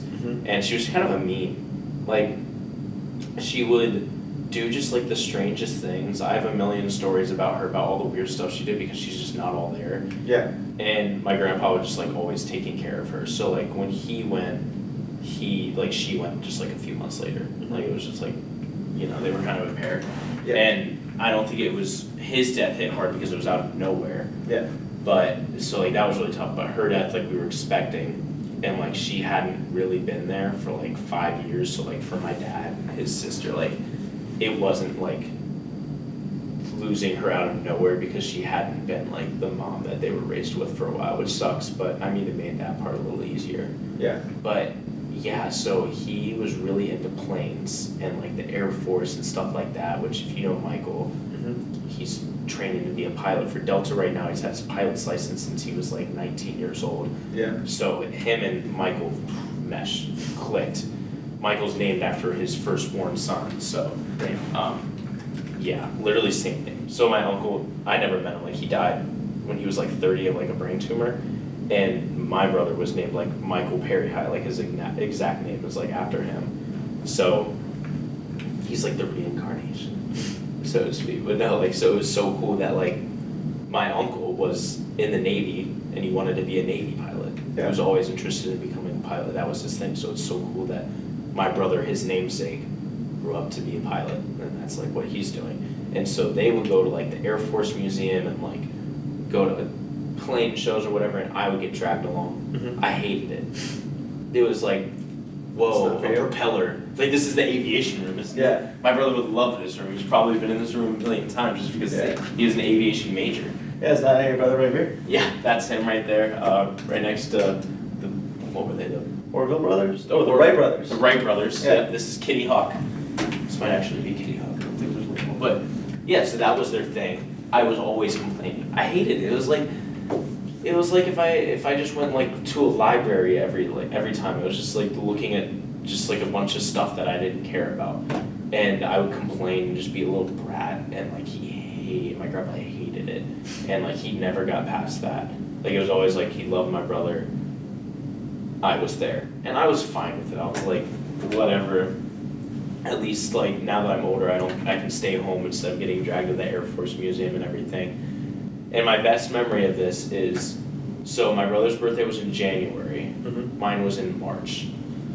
We went to visit them. This was probably like, I want to say when I was like 13, 14, 15, that like range. We went there like a week after my birthday. Yeah. They had a present for Michael, like a really cool present or whatever. And I got a spoon. In a way. No. You kidding? Oh, I'm dead serious, bro. Was it a nice spoon? Okay, so I get a spoon. It's like in a bag or whatever, and like just like tissue paper thrown in there. Yeah. It's a spoon, and my grandma looks. She's like, "That was your father's favorite spoon growing up." I look at my dad. He's like, "I don't know what the fuck that is." I go to the drawer. Oh my god, it's part of the set. It's like they grabbed it out of the drawer, like out of the set, put it in a bag. Clearly because they forgot my birthday. And my brother's birthday was 2 months before. Mine was last week. I'm the more recent birthday here. Yeah. So they ended up like, I think they just wrote me a check or something for like $50. But yeah, I got a spoon for my birthday one year. That's tough. That is. I think it's hilarious. Yeah, that is hilarious. I'm glad you think so, because like I'm not gonna lie, that is fucking hilarious. Oh, so fucking funny. Because like I didn't take it personally, because I was like, I know they like Michael, but like I wasn't a really big fan of them either. Which may they rest in peace. They were great people. They were. I love them. They were my family. But you know, just like I didn't have like at the funeral for my grandpa, like everybody spoke except me and my mom. My mom, because she knew he wasn't nice to me, and so like she didn't expect me to say anything, but she didn't really have a relationship with him. But like my brother did, obviously, his 2 kids did. Yeah. My uncle did, both my cousins did, and I was just sitting there like, dude, I have nothing to say. Like we didn't have a relationship because it was always like him and Mike when I was like, I was fine. Like it was okay. I had a great relationship with my other grandparents. Like it was fine. But like, I just felt so weird because like everybody's giving like these heartwarming, like bringing people to tears, like speeches, and I was just standing there just like, I got nothing, man. Like I don't know. I had nothing, no story. I don't think we ever had a single one-on-one experience. Mm-hmm. But for the most part with my other family, I am very close with, but the grandparent situation is one that is very comical, and growing up through the years, just like blatantly seeing it, I just thought it was so funny. No, it is funny. I'm glad the other grandparents are doing good and healthy. It's very good. Yeah, and that our whole entire Hyatt family sounds like they're thriving right now. The Hyatt family is thriving. Phil's retired. Michael is starting pilot school at the end of the year. Mm-hmm. My mom is like gonna be in charge of all of cheese for North America for Cheese? crafts. Yeah, she's a cheese girl. She's a category manager. Okay. So that's like she looks at consumer behavior and like pricing and like specifically within cheese. Does she need any taste testers? Because I don't know about you, but I love me some cheese. Funny you say that. When she used to work at, or she still does. She worked at Kraft, Mm-hmm. and then it became Kraft Heinz, and then like the cheese sector got bought out by Lactalis, which is a huge. Sorry, they have a whole cheese sector. Dude, it's Kraft. I know it's Kraft, but like the cheese sector is a funny sentence. I mean, yeah, but it got bought out by Lactalis, which is like the biggest cheese company. They got lactate in the name, yeah. Exactly, it's like a French company, and they bought out like I guess the cheese division of Kraft, because Kraft owns so much. Yeah. When she first started at Kraft, whenever they had like new stuff they were coming out with, they would send it home with like her and like other employees. So we had every flavor of Mio you can imagine. No way. Because they own Mio.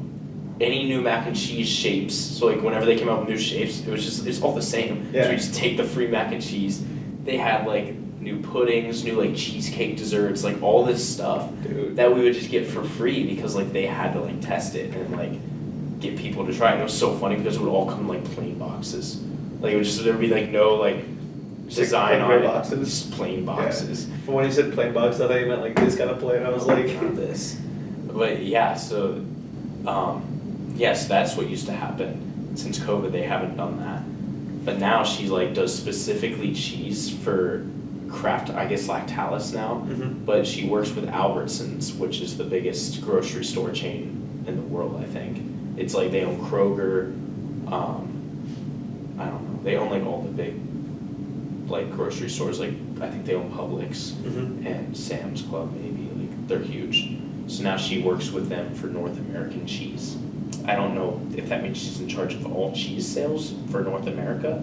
I know it's a big role, but she's thriving. She loves it. Mm-hmm. So, I mean, that's good. Michael loves his job, loves Delta. And then, yeah, I'm going to be working at DHL, and we'll see how I like that. Oh, yeah. And then your parents moved to Florida a year or two Yes. ago, right? So COVID hit, and they realized that they could work remote forever. Mm-hmm. They bought a condo in Florida, and they realized they wanted a house because they wanted to live down there full time. Mm-hmm. So they built a house down the street from the condo. Literally, you could see the condo from their house with like a really nice pool. Their house is nuts. I'm gonna be honest. Like, it's like 1 floor. It's like 3 bedrooms, 3 baths, but like the pool goes crazy. It's on a golf course, so they golf for free. Fuck You can yeah. see hole 4 from like you can watch hole 4 all day from just sitting in the pool. It's a par 3, so Oh, that's the best. that's the best. Par threes are, in my opinion, like, I don't know.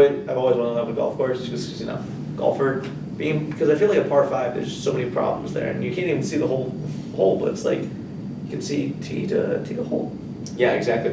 And also the condo was nice because like it was right, like you were looking straight out onto the green, Mhm. and like you could see the tee box on the right. Now they're kind of like behind the tee box, so you like can see, but it's harder to see like where the ball's landing. But my dad has binoculars, so you can totally watch like where the ball lands and everything. Oh yeah. And then their pool's crazy nice. They got a hot tub built into like a basketball hoop out there. Like they got the setup. They got a whole outdoor kitchen. Like my dad went all in. And so after sophomore year school year, I wanted to add a real estate minor. So I opted out of doing an internship sophomore year to take summer classes so I could fit everything in.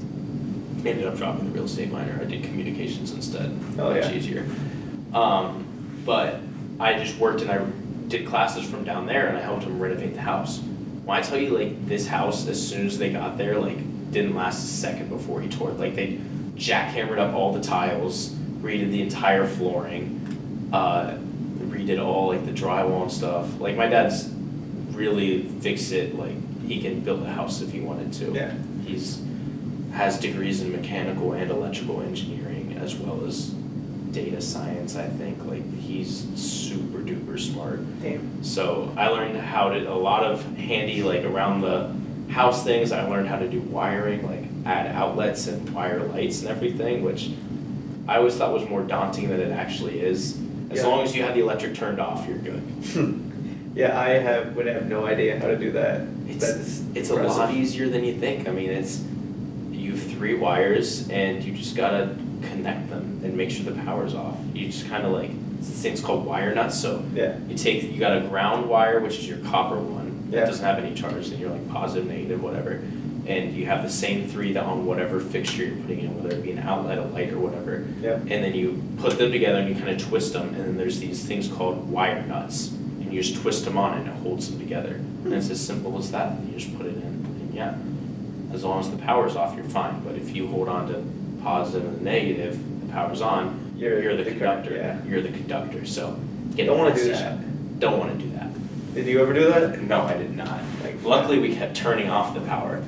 But there was one point where he added a gas fireplace into the living room. Yeah. And in order to wire that, we had to take the breaker box off. When you take the breaker box off, that is all the energy that powers the entire house right there. Yeah.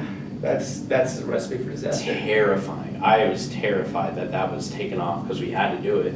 And so that's how we wired that, and it was so scary. I would have just like ran. That was so I would have scary, bro. I would have ran for miles and be like, no, I'm not getting exploded. You mess up one there, you literally explode. Like you literally explode. So I was like, you do that one. Yeah, because we needed to do it because we had to wire it into multiple circuits because it was just a fireplace, takes a lot of power. But so I learned a lot of handy stuff from my dad.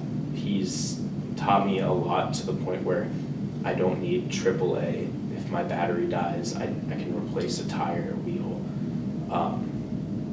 I can fix my sink. I can do drywall work. Like I can do a lot of stuff on my own that I don't have to like hire a fix-it guy to do it for 3 times the cost.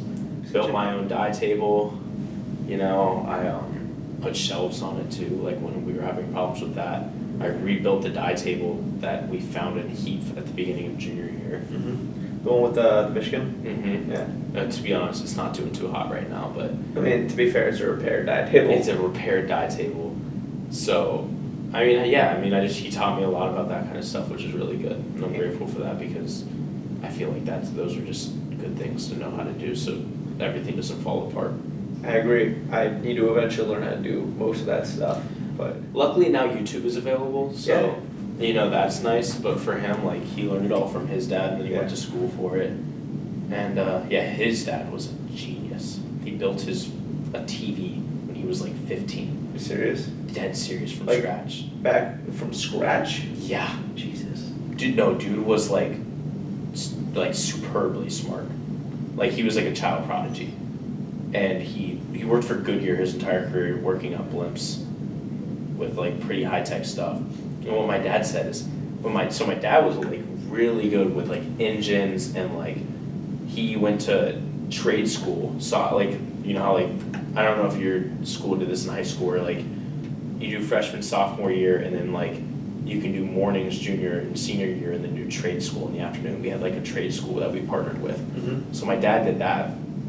And he said that the stuff that he worked on, like the other kids weren't allowed to touch because like he was so far ahead. Like his dad, whenever they were getting rid of like machinery or anything from the blimp place, his dad was able to pull some strings so he could take it and like work on it at this trade school. He's like nobody like knew what like he would just it would be like everyone's doing like classes and everything, and he's like doing his own thing off to the side just because he just like had a natural knack for it. Me and my brother, no natural knack for that kind of thing. Like it was he had an engineering brain, we have business brains. Yeah. Like I can't wrap my head around how an engine works, but I mean it's also like when they were kids they didn't have video games. Yeah. He had a buddy that worked at a machine shop. So when they were bored, they would take an engine. So one of his friends had I don't even know like the name. Firebird, was that what it's called? Had like an old like muscle car. Yeah. And his brother had like this old shitter, like old muscle car or whatever. The guy with their friend that worked at the mechanic shop bought a new engine for his muscle car. So they dropped the old massive engine into his brother's like little car and just like fucked around with it. Like it just zoomed because it was like not meant for that. But that's the shit that they would do for entertainment. Yeah. It's totally different. So like I guess maybe that's one of the reasons he was so good at it, but yeah, it was different back then. Yeah. Shout out your dad. Shout out Phil, he's a smart guy. Yeah. Shout out again the entire Hyatt family. Yes. All thriving. All thriving. What is your most unique talent? I would say my card game abilities. Card game abilities. Mm-hmm. I love learning more new card games. I know a ridiculous amount of card games because one of the things, like, one of my favorite questions to ask people, like, when they're, like, rushing or whatever through DSP is, like, teach me a card game. Like, we have a social event where I'll just bring a deck of cards. I just think it's fun, like, to ask people. I haven't done this, like, the past few years, but I used to ask people, like, teach me a card game. Because, like, I feel like I know so many.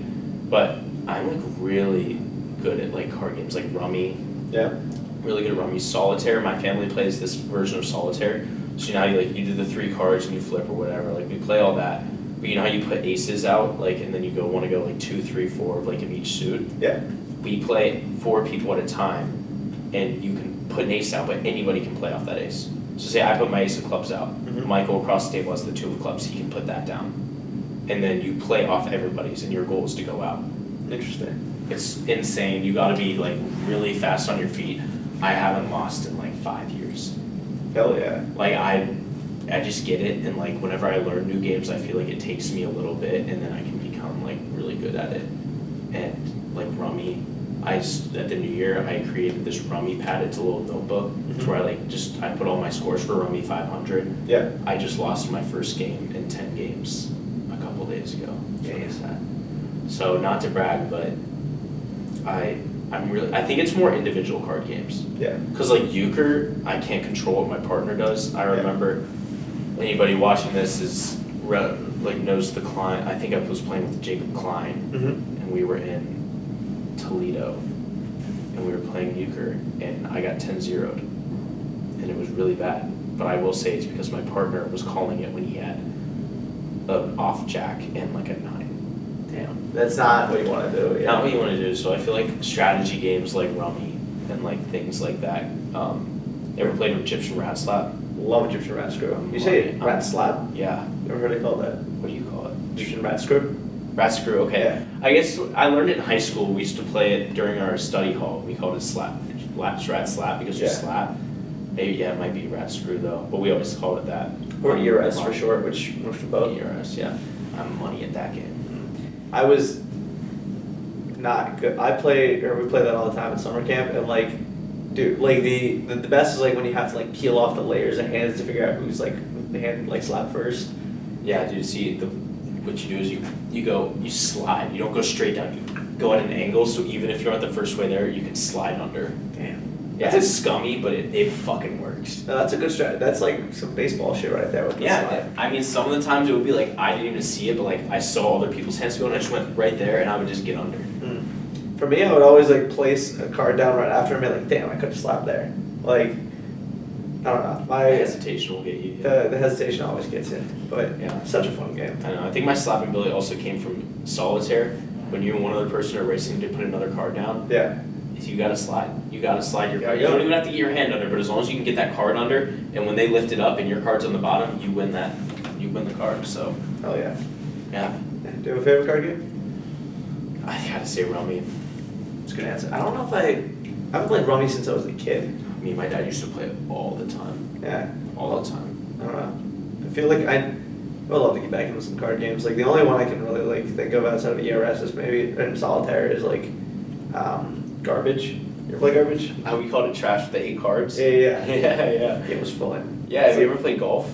Oh yeah. Oh, and then drinking wise, obviously horse racing. Horse racing, really? Love horse racing. Interesting. I gotta say, my favorite one's Fuck the Dealer. Oh, Fuck the Dealer is definitely up there for me. I feel like Fuck the Dealer, the difference between horse racing and Fuck the Dealer is like everyone always plays Fuck the Dealer. It's like horse racing when it never happens, so when it does, it's like an event, you know? That's true. Yeah. I'll give you that. Yeah. It's a fun one. I will never get sick of Kings either. Which one's, is it King's the one with The can. Yeah. Yeah. I've played that since like sophomore There's year. Ace Waterfall, 2 you, 3 me, 4 floor, 5 guys, 6 chicks, 7 heaven, Yeah. 8 date, 9 rhyme, 10 categories, Jack never have ever, Queen question master, King make a rule. I love that game. I haven't played that game in so long. Holy shit. We played it a couple weeks. Actually, we played it like last week. Damn, I gotta run that back. That's a fun. good fucking game. Did you ever play Pizza Box with us? Is that the one where you like throw a die up and wherever it lands you make a new rule? We threw a poker chip. Poker And you chip. Like a circle around the poker chip, but yeah. I never played it with you guys. I've seen it on TikTok and I've always wanted to play We it. played a sophomore year and it got crazy. What were some of the rules like? One of the rules was catch a bug or Also- go to Bowen. Wow. There you go. One was like catch a bug or go to Bowen, and Jared went outside and he found a bug, which was crazy. One of them was body shots off. It was a girl, Ashley Klein's ex. It was body shots off her, lap dances. Horny one was- ass shit. Horny ass shit, and then one of them was like do a waterfall down Filer, or maybe it was Doy, where you had to like go like here and they would pour it down his body or whatever. One was drink out of Timmy's boot. His like remember because he fucked up his ankle. Yeah. He was in a boot. Drink out of his boot. That was gross. I don't know if I want to play Pizza Box with you guys. No, and then a These lot are of fucked rules. one game we played, it was pull out your dick or Timmy's shotguns, and so it was like everyone was like pulling out the dick, and then eventually it was just like fuck you, Timmy. You started shotgunning. Like a lot of them were just like individual people's shotguns. Mhm. It was a considerable amount of drinking. Yeah, between that and is there a name to like the die thing where if it lands as a 5, you have to shotgun?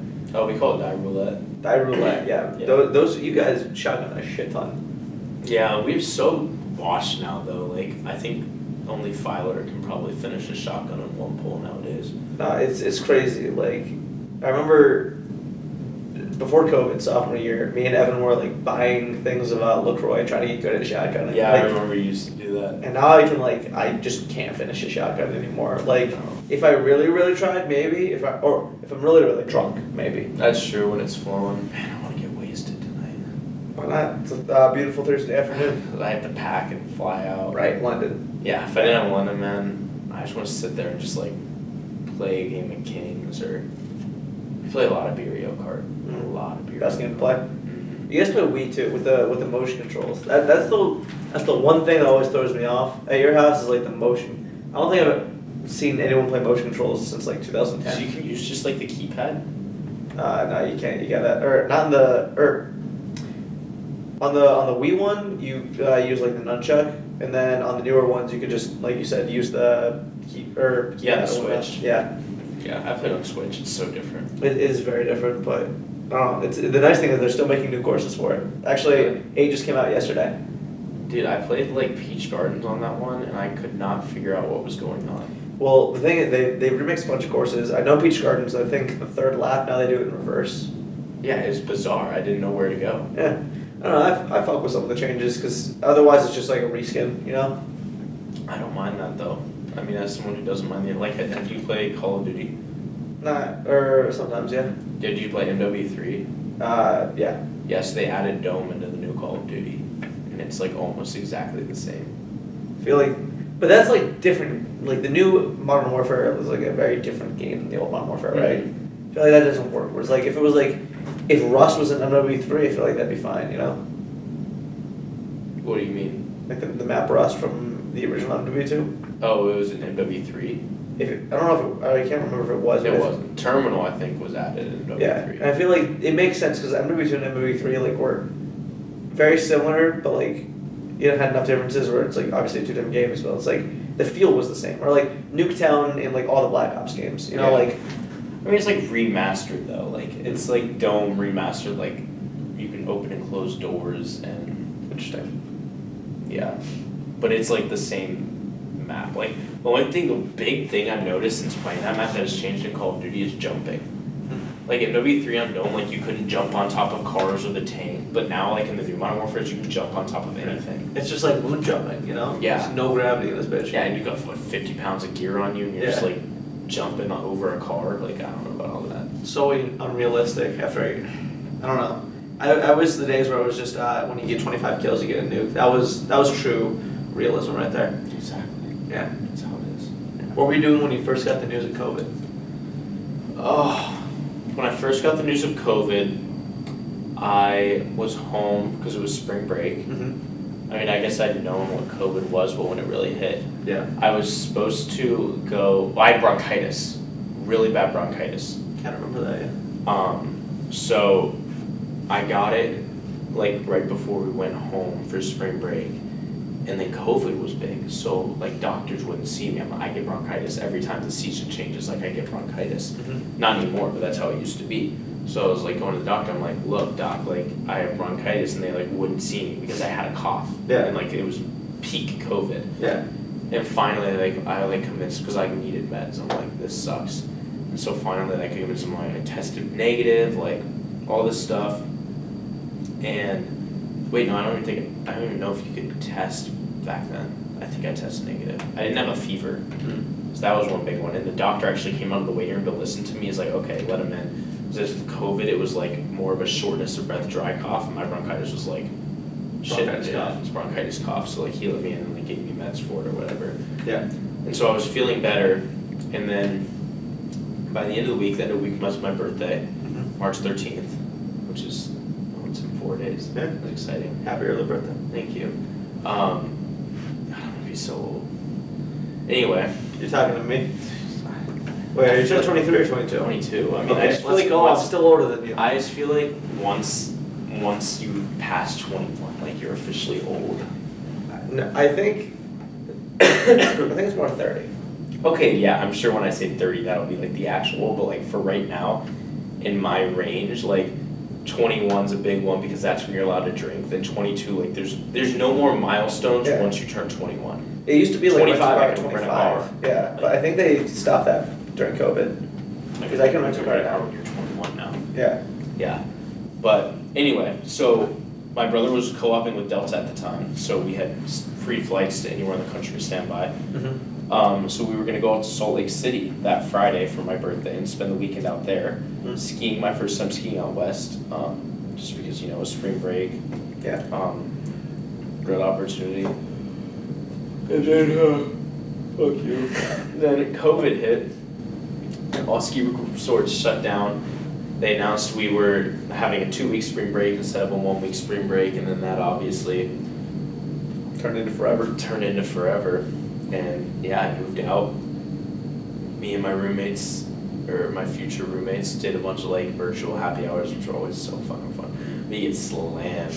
I'd just be in my room, be like, walk upstairs with that bottle of Absolute Raspberry. Mom would be like, what are you doing? I'm like, oh, me and my friends are doing happy hour. She's like, okay, have fun. And I'd stumble downstairs like 4 hours later and like make a drunk snack.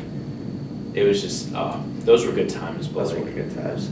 yeah, it sucked, like, cause like I lived alone all summer because my parents were down in Florida, Mhm. and I wanted to be in Mason because like it was one of my last opportunities to hang out with my Mason friends for a summer. Mhm. So I lived alone in the Mason house all summer, which kind of sucked because there was like only so much you could do. Because of COVID, yeah. We would go to the gym in the morning, and then, you know, we would go and like drink and eat. I built the die table that summer, and we would go drink and play drinking games at my buddy's house. And I remember like a bunch of like mountain girls were like pissed because I posted something on my story, like me and my 3 friends like just hanging out, and they're like, oh, COVID's so much worse because you guys aren't respecting the rules. And I was like, okay, Yeah. so be it. Yeah. So be it. I You gotta get through the time somehow. I was like, I hang out with them every day to go to the gym. Like, what's different than us just like sitting back and kicking back a few brews? germs. Like, it's not like we're having a party. It's Yeah. Oh, yeah, alcohol kills all the germs. Exactly. That was Doy's argument freshman year about smoking cigs. Like, that blocks out the carcinogens out of alcohol. So you can only have drunk cigs. Yeah. It's a smart man right there. Yeah, that's what I'm saying. Yeah. Yeah, well, I don't know what I was doing exactly when I heard about COVID. Yeah. There are those moments, like, people say, where were you? Like, you remember where you were with 9/11. Yeah. Kobe's death. I do remember where I was for Kobe's death. Where were you? I was at an AKSI Rush event, and be bad now. Yeah, RIP. Totally different. But I was at an AKSI event, and like we were all like having a great time. And somebody was like, my table was like, Kobe died. And I'm like, okay, whatever. And then like more and more people started hearing, and like the vibes got so somber so fast. And like he was in a helicopter accident, got all this news or whatever, and they ended the event early. It was that we had like an hour and a half left in this event, or like an hour maybe. Yeah. And they just ended, and everyone went home because like it was that big. Yeah. Like the Kobe death was like that big that like people like would. Dude, the day stopped, I feel like. The day stopped. Like it was like everyone like went back to the rooms. We were all just sitting there like, Kobe that died. happened. Like he's mortal. Yeah. Like that. Yeah. No, that day was crazy. That was nuts. Yeah. I remember I was coming back from the second year service, or the mountain class like service thing, and I was like, had my Soupy's box. I was just ready to open it up. I was checking my phone, and like I got a thing in the ATO group, and it was like, R.I.P. Kobe. I'm like, the fuck you mean? And then, you know, I started like looking at my phone, like seeing all this shit. I'm like, nah. This is some Team Z bullshit. Like, it's not happening. But then like, starting to eat my like chicken wrap, I want to say it was, and it's all of a sudden just like all these stories like start pouring out. Like Kobe's dead. I'm like, shit. And like I was in my room by myself. So then like I remember like people walking in, like, or I think it was Evan was first. And I was like, dude, Kobe died. And he was like, yeah, I know. Like, Nuts. yeah. And then like it was just one of those wild days. I feel like the fact that it was spring break for us is like a little different, just because like it didn't hit out of the blue. It's like we're all like, well, not hit out of the blue, but it's like we're all home doing our things. I know it didn't like interrupt the schedule of things with COVID. Yeah. It's crazy though. I feel like anyone that was at Ohio State at the time was all on spring break. Yeah. It's versus like other schools where it's like might have been like sent home in the middle of the semester kind of thing. It was just it was such a bizarre time when COVID, like it's so surreal thinking back to it. Like everything was closed, like you couldn't go anywhere. Mm-hmm. You were Masks like, everywhere. Masks everywhere, but like there was that month period where like everything was closed, like you couldn't go like buy takeout. You couldn't like go into places, and it was just nuts. Yeah. It was so crazy looking. Like I was remembering, like I'm gonna look back on this and not think it was real. Yeah. That's exactly what's happening. Like that doesn't seem real. Yeah. No, like it's funny because like I started doing this like almost a year ago. Did sometime in April. I remember like at that time, like me and everyone were talking about like my theory was it would just be like cyclical, like during like flu season we just wear masks and stuff like that. And like that was like a year and a half ago. It's now just like it's just like the flu or any other disease now. It's just like a thing, you know? Yeah, and like it was just so infectious. Like I think that was the big thing. Yeah. Versus like Ebola, which is like super deadly but not nearly as infectious. Yeah. Yeah. Isn't that one racist? No, that one was that was in America. It killed 38 people. No, really. 38. So not too many. Yeah, because it was more it was. I do remember that. Because some lady got it and they like blocked off her entire house. Yeah. And like there was news there and everything. I remember that. No, it was way too deadly for. Maybe not its own good, but it's like it was so deadly it would kill someone before they could infect someone else, kind of thing. You know? Did you ever play that? Play Ink? Plague Banger. Ink. That was Banger. that was what you couldn't do with Plague Ink because Exactly. if it killed too quickly, it wouldn't infect. Exactly. If somebody was playing Plague Ink with COVID, I'm telling you. They just forgot. They forgot to turn up the settings. Yeah, you got to make it more deadly. Yeah. I just made it infectious as a motherfucker. And that's it. And they didn't.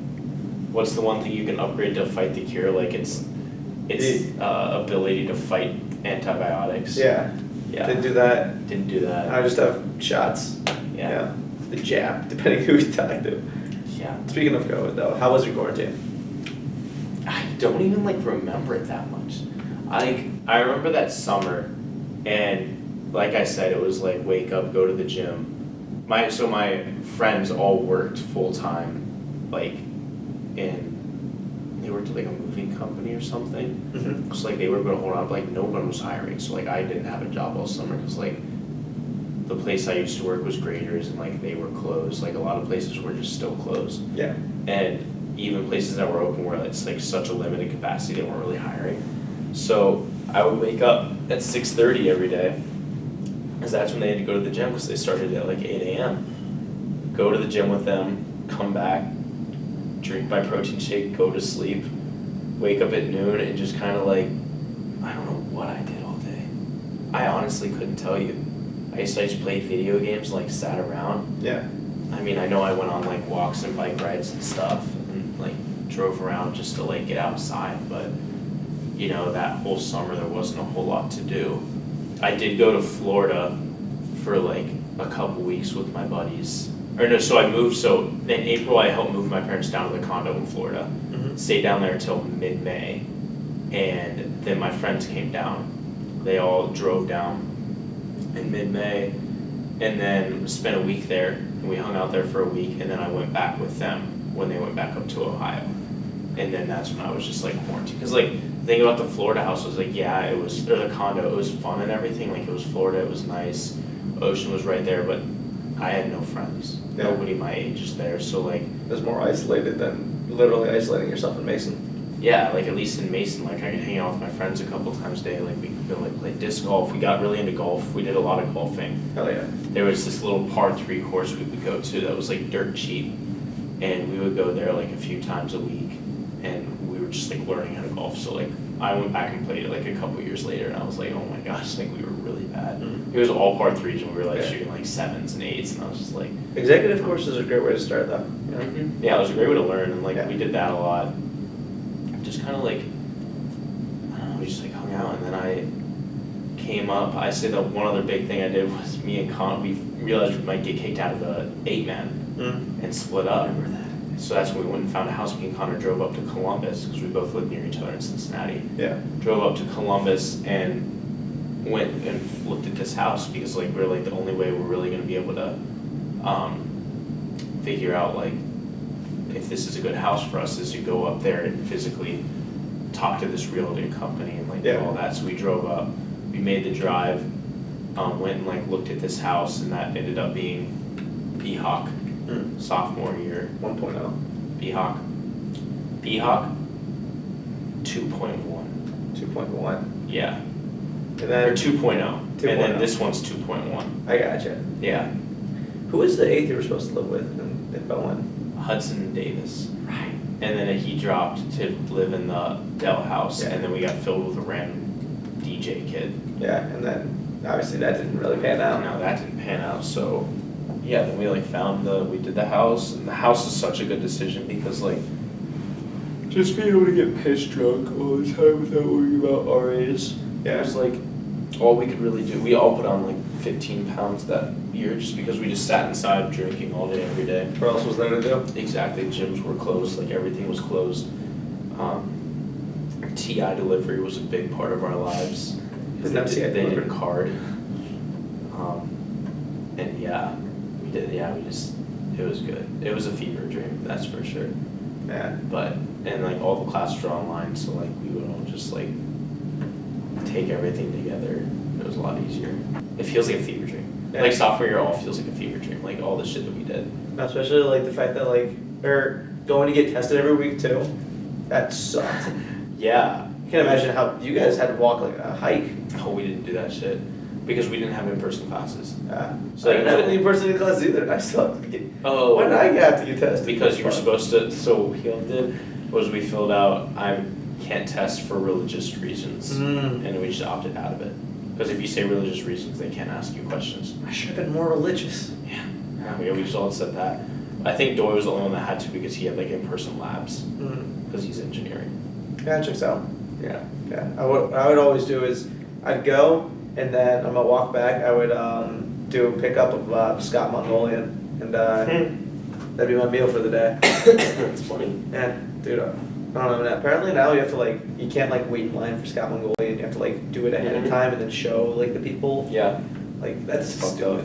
Like I would go sometimes and just get like 3 things of Scott Mongolian. You know, like yes, it would take me a while because like the line sucks, but it's like it was worth it. The good thing is, like, if you wanted to get in Scott, you could still just do that Grubhub thing, Yeah. and then you could get access to all of Scott. What's your relationship like with your religion? My religion, Yeah. not as good as it used to be, that's for sure. I used to be like really involved in my high school youth group, and that was a whole experience. It was like Was it Young Life?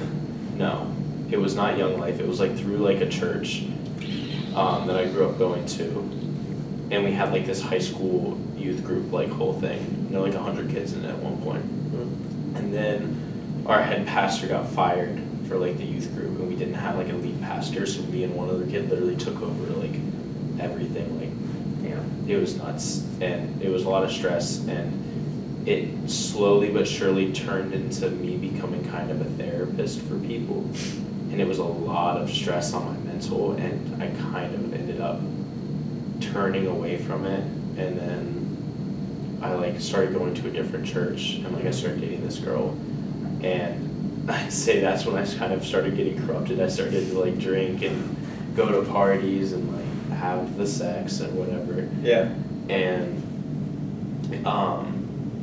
then yeah, so that all happened, and then I went to college, and I went to my brother's really religious. I went to like his church a few times. It was like at the Newport Center on High Street, and went there a few times. It was fun and everything, but like I don't know, it just like was less of a priority in my life than it used to be. Yeah. And now I don't really like do much. I don't really go to church. Like I'll go to church with my parents. I know all the stories, like I know all the biblical stuff and all that, but just like it doesn't play as big of a role in my life as it used to. And I honestly don't know how I feel about that. Yeah. So, yeah. I feel that it's part of college. It's just like It is. I don't know. It's either you go balls deep or you kind of let it go. Yeah. Like I feel like there's really balls deep in the church. Probably not the best phrase or everything, but it's either like you find that like you become like a church person, like you only hang out with church kids that don't really drink or anything like that, or you go the other way and you just like Normal person. party. Yeah. Well, they're I not don't say normal person. normal, but Yeah. like like more our speed kind of vibes. Yeah. Like partying, drinking, drugs. Yeah, I wonder if like College experience. yeah, the basics. But I wonder if like people just get more religious like as they get older or whatnot. Like, because I think like I don't know, religion in general is like dying right now. Like, It is. but I wonder if it's just like an age thing or maybe it's a generational thing. I don't know. I'm curious to see how that I pans am out. too. I mean, I'm like starting to think it's more generational now, more so than I used to think it was just like you go to college and then you become religious again. Mm-hmm. But I don't know, because I feel like I will become more religious after college just because all that temptation and stuff won't be there, like drinking all the time or Yeah. like drugs and everything. It's not going to be right there in my face like it is now. And I'll have more structure, so church might be something that I get back into. Mm-hmm. But like I don't think I've ever seen like such a decline in religion as I've seen in the past like few years. Yeah. Like I did a project for like the UK, and it said like marriage rates are way down. Religion, like the majority are saying they're non-religious, Mm-hmm. and that's like Britain, Yeah. where like Catholicism is everything. I mean, they started the whole Protestant Revolution, didn't they? Yeah. So if it's going down there, I mean, you can only assume like there's some sort of trend, and it could be generational where like it'll go back up, but who knows? Yeah. And if I had to guess, I'd say, whenever you think of like the future, like the Jetsons or whatever, like the future generations, like way off in the future, Yeah. there's probably not going to be religion. Yeah. I don't know. I guess we'll see. Let's see how this ages kind of thing, you know? Who knows? What is your biggest regret? I feel like I think back and I like feel like I have a new regret every day. I don't know. I'd say one of my regrets is like with DSP, not really getting more involved in it. Mm-hmm. In the sense that like my sophomore year I was like put up for a position, I ended up like not even running for it, and I wish I did, at least just to try. Yeah. Like I might not have won or anything, but I was never on exec, and like I feel like my pledge class really, like, they're really like a really cool friend group. And I never really got integrated in that because I had my Mount friends, which is absolutely awesome, but like, Yeah. I feel like I could have made a lot more of an effort to stay in both friend groups instead of going all in on one. Because I feel like that's like a whole community I kind of missed out on. Mm-hmm. Like I love like my roommates and like we're the best of friends and everything, but like those are really cool people too. And sometimes like I kind of like feel bad because I'm like, oh, like they all hang out. Like it used to be like they would all hang out like freshman, sophomore year, but like they would send a text to the whole group chat. Mm-hmm. And that slowly became like them just making their own group chat and like them just like hanging out. And I was like always fine with it, but looking back, like I wish I made more of an effort to like hang out with both friend groups instead of just like going all in on one and missing out on that potential other opportunity. Because now like they're like really big in DSP and everything, and I'm just like kind of I show up sometimes and like not really super involved, like don't really know any of the new pledge classes or anything, just because I'm like kind of like I'll show up for parties sometimes and I'll go to a chapter, but yeah, kind of wish I got more involved in DSP because it's so much an organization that you get in what you get out what you put in. Yeah. And I feel like I gradually put less and less in throughout the years, and I wish I like stayed more on top of that. I feel like that's the average like member of any fraternity. Just like, you know, you get older, like especially like the most active you ever are is as a pledge, when you just like you are forced to know everyone, and then like I don't know, between senioritis, getting busy, other responsibilities, like you just get less and less. But I don't know, I think exec is, I don't know about like business fraternities, but exec is kind of a trap for social fraternities. So. Really? Yeah, because you're the ones dealing with all the shit, and like it's a social chapter, so like everyone wants to party and shit. So I just feel like business is like there's a little more like good do it. I mean, in business fraternities, like there is like less of that, but like still a lot of that. Like we've been on probation and stuff the past few years. Yeah. We almost got kicked off, but like it falls almost entirely on the president. Not like all of it, except like just the president. Thankless job. So like Rivera had to deal with a lot of shit the past 2 years. No, my roommate now was our old ATO president. He was it during COVID, and the stories I've heard, man, like nothing but respect for chapter presidents. Let me tell you. Yeah, they go through it. They definitely go through it. What are you most worried about? I am most worried that I'm not gonna like my job. That is my ultimate source of anxiety right now. Because it's a different job than any of I've ever held, different than all my friends, because it's not an office job. Mm-hmm. It's like I love ops, and if you really want to get on the ground floor of operations management, you got to be in a warehouse. If you want to be on like, there's different aspects to it. Like I could do like a like job where I'm like just running numbers and everything, but I want more of a hands-on role. Yeah. So I'm in charge of a process. Like I'm the boss of like 10 to 15 people that can range from 18 to 70 years old. Yeah. So I'm gonna be a boss straight out of college. I could be working a night shift. I could be working a day shift. I don't know yet. It's wherever they need me. Mm-hmm. And one thing I am worried about is one, being a boss.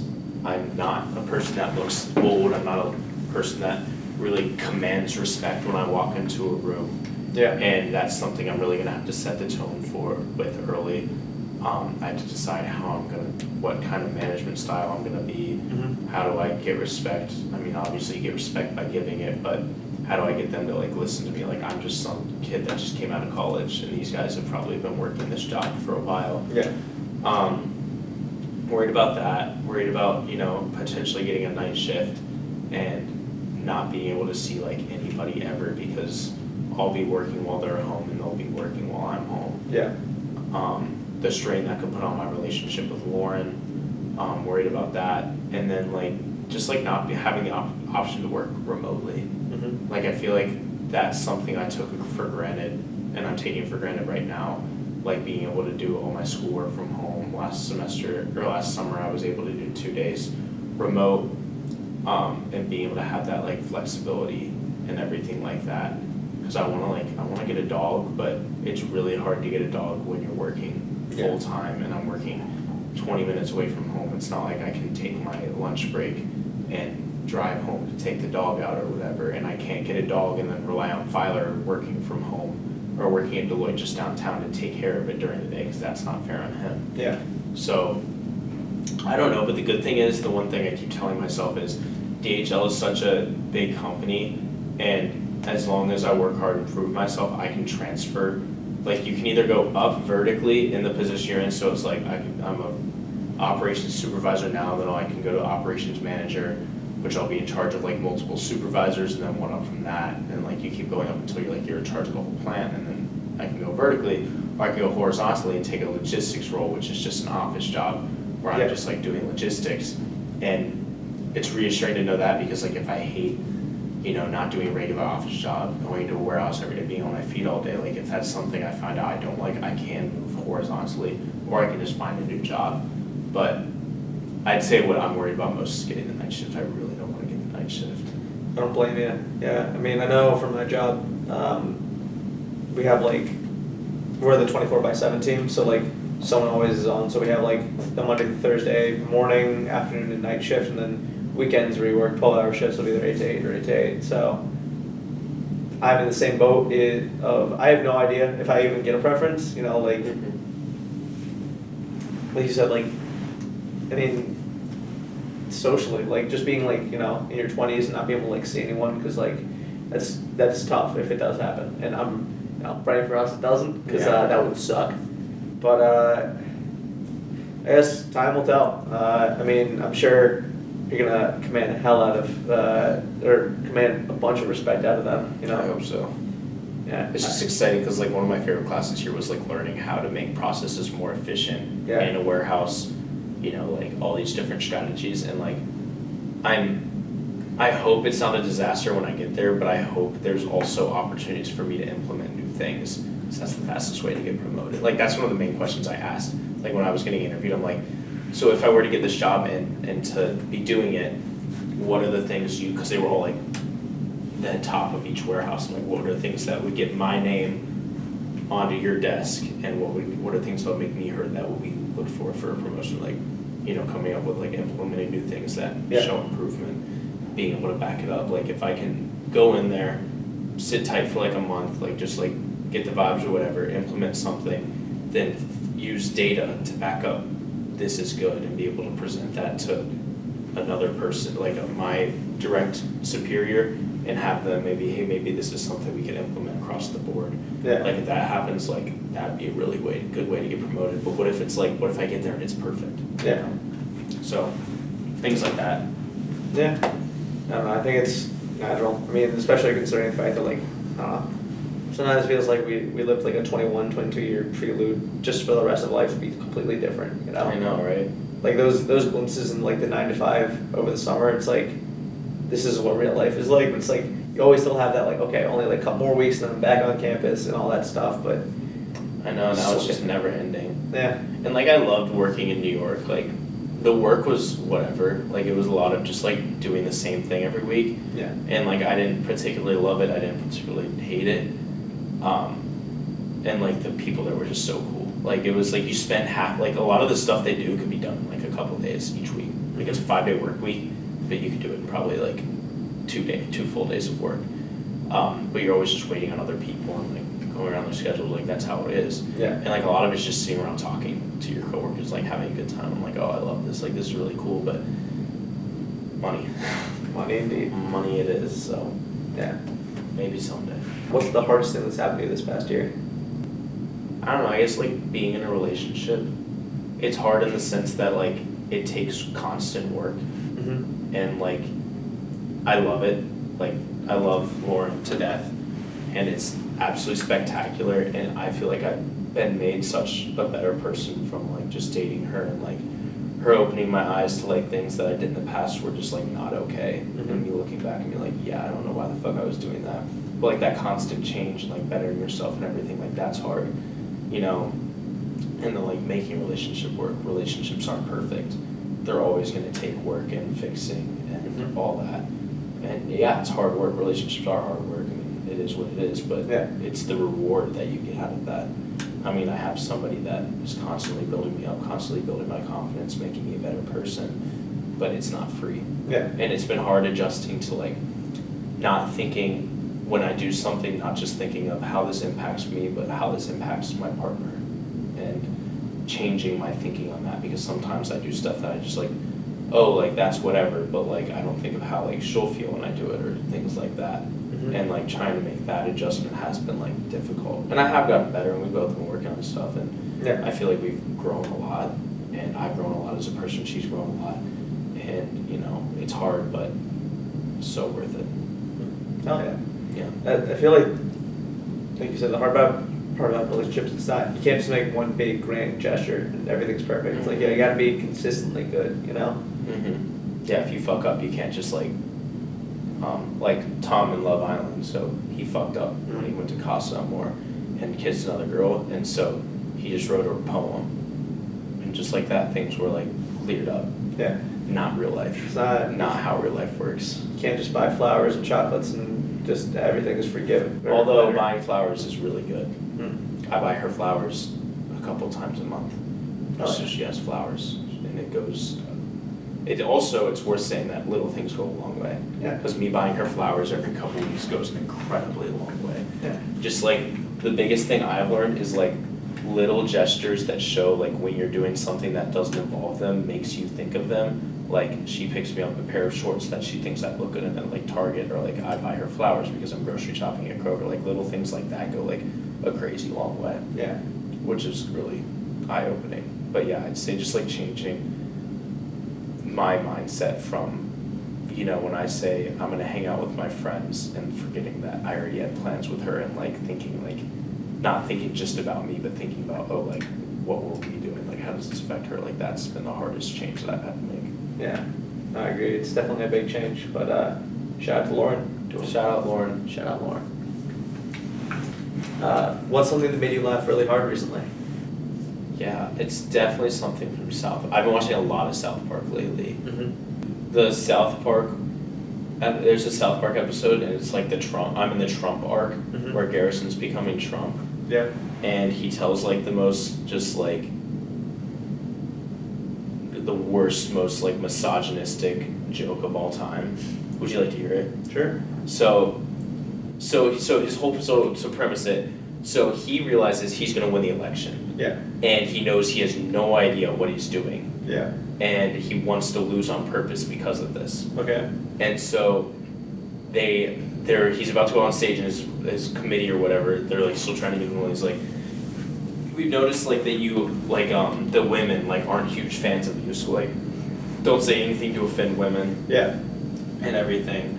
And so because his like whole thing's been like super racist. So like he starts off and he like tells a joke about how he's at the airport and he's going through TSA because of all the Muslims, like that's what he says, and people like all the women, men, they all laugh. Yeah. And he's like, then I walk up to a chick and I stick my finger in her asshole.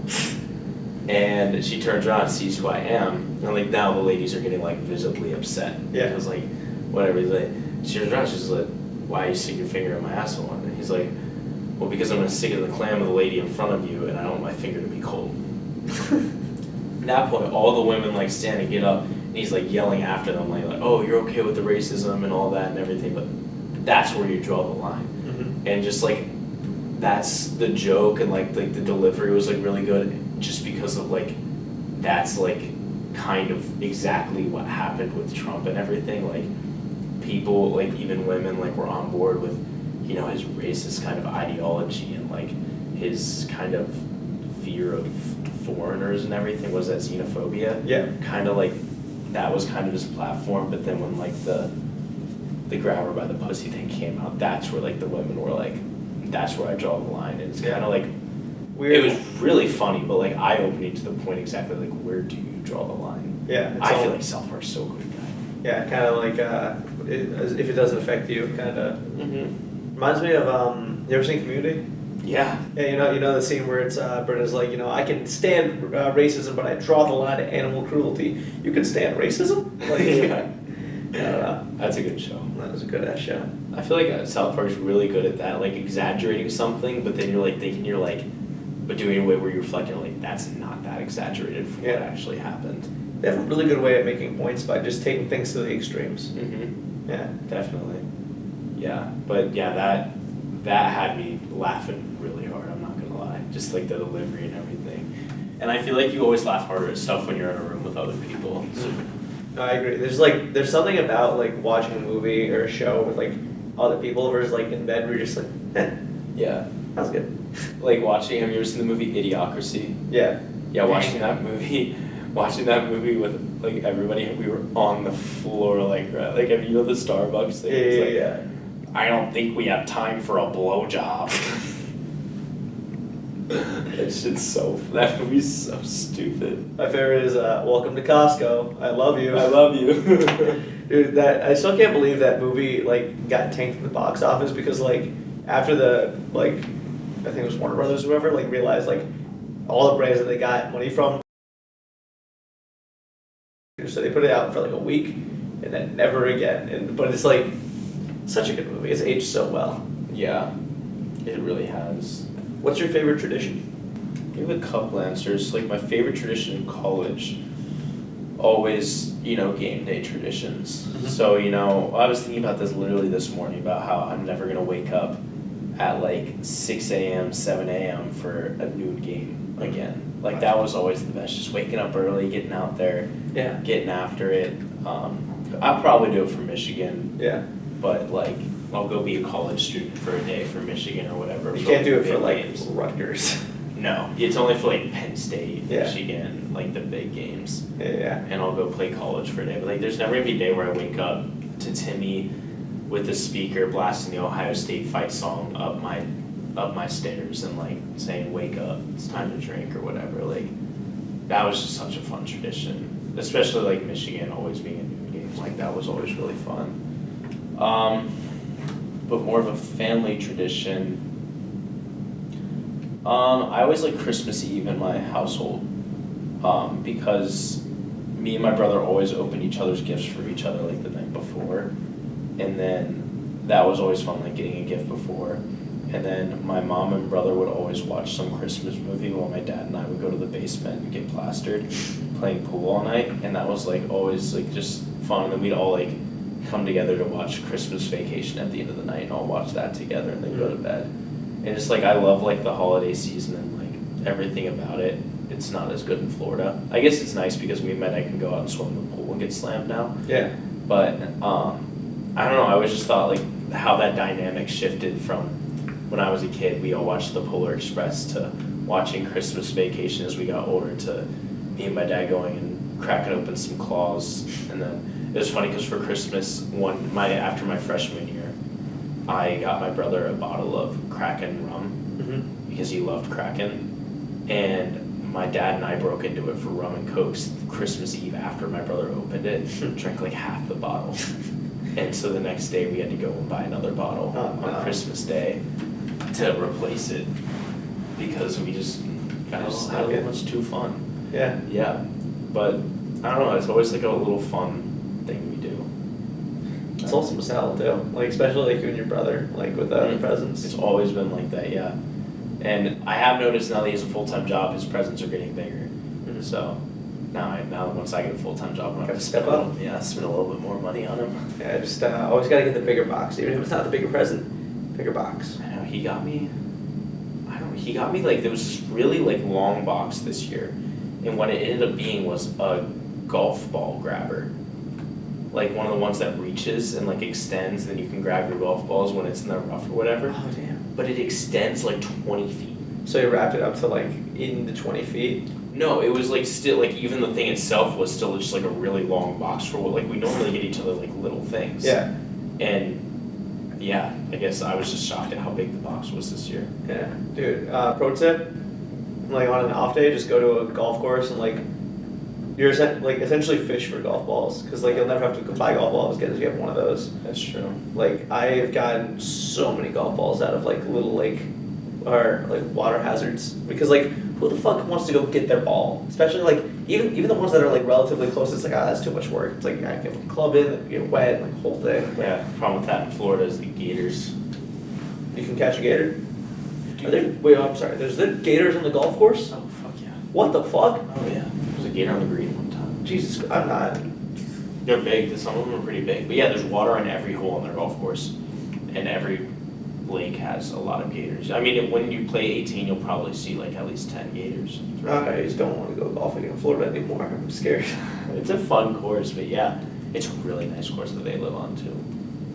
I wouldn't be able to afford to pay there or to play there. Yeah, but you could through the family or living on there. All you have to pay for is the card.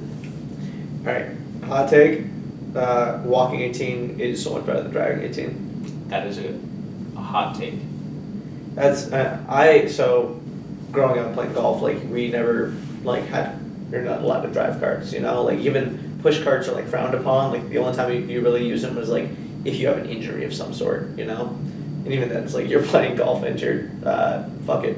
But I don't know, there's something about like walking like to your ball, like talking to your friends on the way, like thinking about like the shot you just took, how far out you are now, as well as like what shot you're gonna take and like what club you should have. Like the experience I think is a lot better. It takes longer, yes, but it's like the quality is in my opinion better. I know it's not for everyone, you know, like some people just want to like golf and be over with, but I don't know, those days of like getting up at like 9 a.m, being out there till like 3, just like hitting 18, fun memories. No, I completely agree. I think 9, I love walking 9. Yeah. I do that any day, but the big problem with like 18 is like you get tired if it's really hot, and like how do you carry all the beer? See, I'm not a big beer golfer. Like Really? I've only been drunk golfing once. Actually that's a lie. I've been high golfing, but I don't know. I just like I played it like as a kid, so it's almost like weird for me now. It's like add beer to that, but I think I'm getting back into it, and golf in general, especially like I don't know. I need to get back into the drinking part because there is something about like being like buzzed and just like having that calm, that looseness, you know? Because like I don't know. Don't want to have too tight of a golf swing. Yeah, you lubricate your swing a little bit. Exactly. Put some lube on those rusty joints. Exactly. Who's your hero? Probably my dad. Mm-hmm. Yeah. He so he like obviously has like those degrees or whatever, but like he didn't have a lot growing up. He put himself through school, like paid for his own school and everything, and like built. I mean, it was just through hard work that he built like the life he has today. He retired at. He's 57, 58. He's retired with plenty of money to last him the rest of his life. And he's built that all from debt. Like he started in debt from, you know, paying his way through college and everything. Yeah. He grinded at a job he really didn't like for a long time. He like didn't mind the work, but like my dad's like me. He's very social, very outgoing. He works in the IT sector, as you know.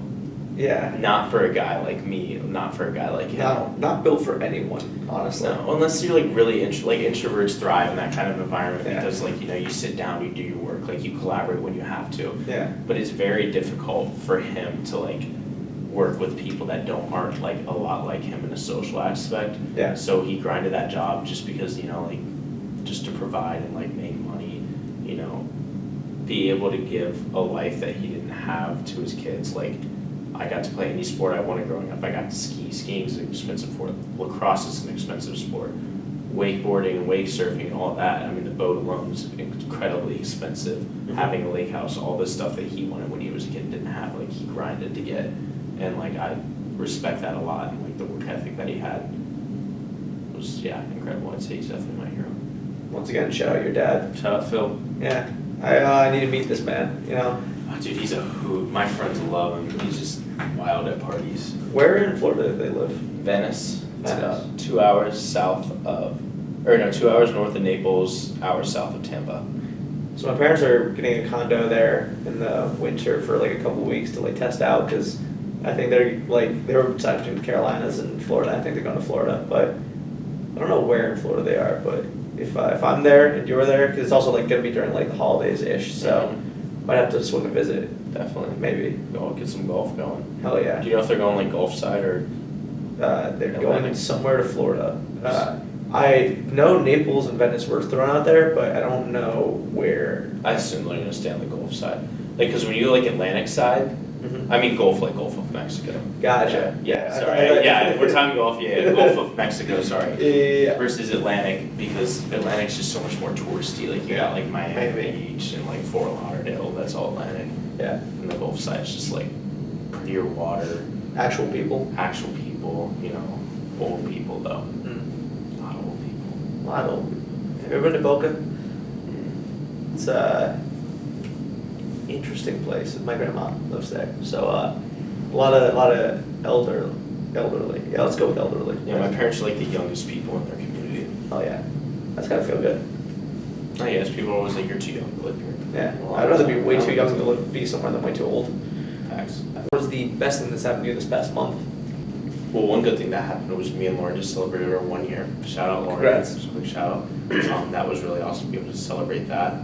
But I'd say like my favorite thing that happened in the past month was I had the opportunity to go out and ski out west for the first time. Really? I've been skiing since I was about 3 years old. That was my first time out west. Like I've always been doing East Coast and everything. And my dad's best friend, he has 2 kids, and we grew up like brothers kind of. Mm-hmm. It was me and Michael, and then Brendan and Justin. They're both older. One's 1 year older than Michael, and the other's like a few years older than that. Mm-hmm. And so Brendan lives in Columbus. He actually has a boat similar to the one that we used to have. So we go up to the river. I don't know which river. Griggs Reservoir, is that what it's called? It's like if you go up Lane where Lane dead ends, Yeah. and there's like that river there. Olentangy? No, like where Lane dead ends, Oh, we're like, all the way up. I have no idea. Well, yeah, it's like this really cool river, and like we wakeboard and wake surf and do all that fun stuff out there like during the week, and it's really fun. But yeah, so the younger of the 2 sons moved out to Denver. He's always wanted to be out there, and my dad, and then his friend, and then me and Brendan all flew out there and stayed in his little condo, Mm-hmm. and we went skiing at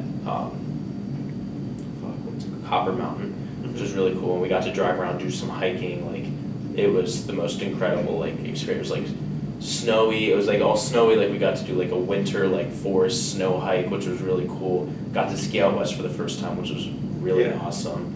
And then just like experience being out west.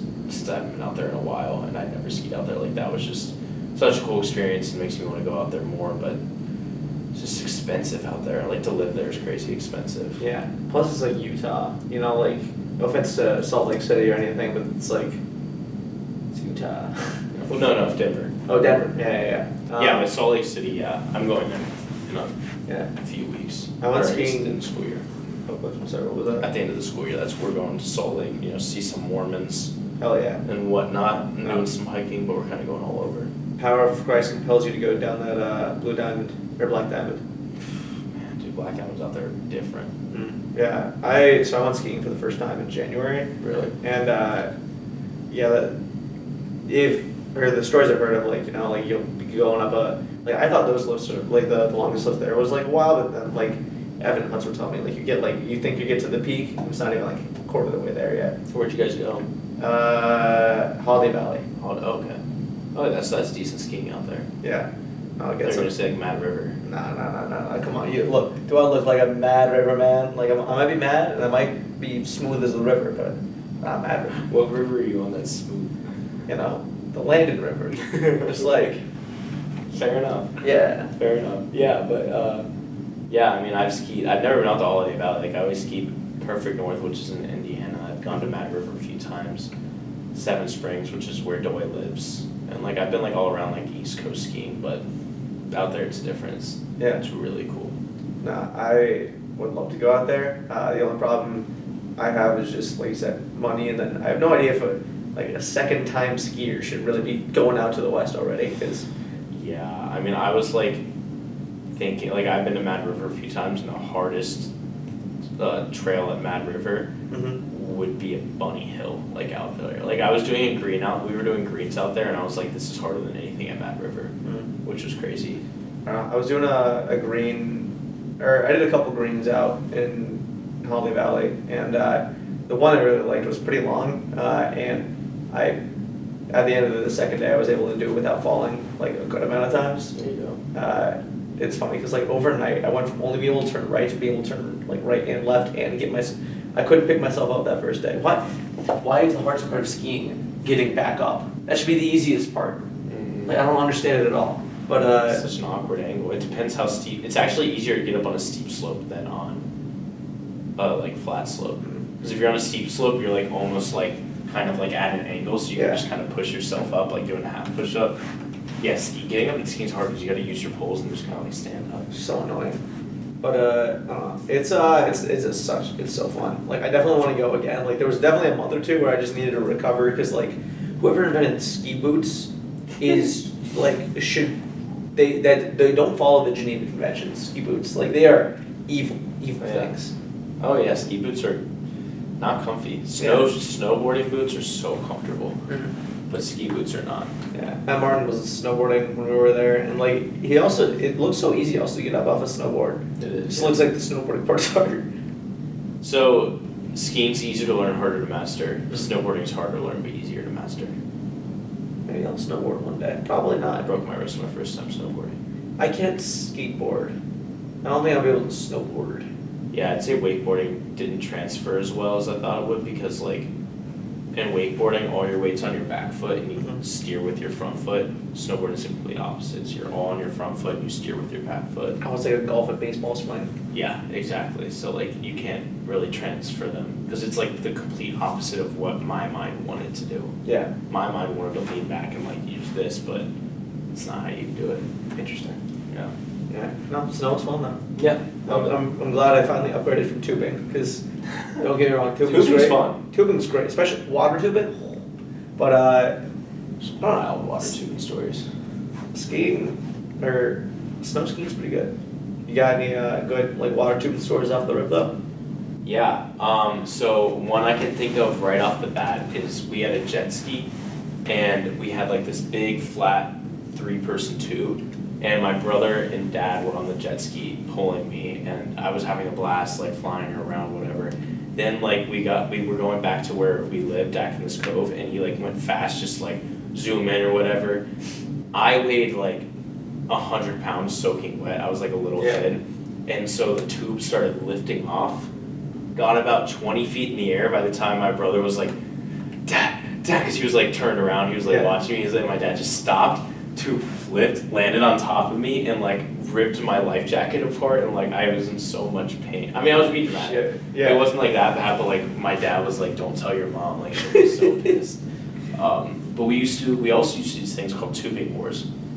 We'd have the big flat tube in the middle, and then 2 donuts on the outside. We'd have 3 tubes going at once. Yeah. And everyone was just like, he'd be flipping us around or whatever, hitting waves and everything, and we would like jump from tube to tube while we were going. So the objective was it was the 2 donuts versus the guys in the middle, and you wanted to like get them to get knocked off. Yeah. So you would do stuff like jump onto their tube and then like try and kick them off and then jump back onto your tube, or like grab them from your tube and like just try and pull them off.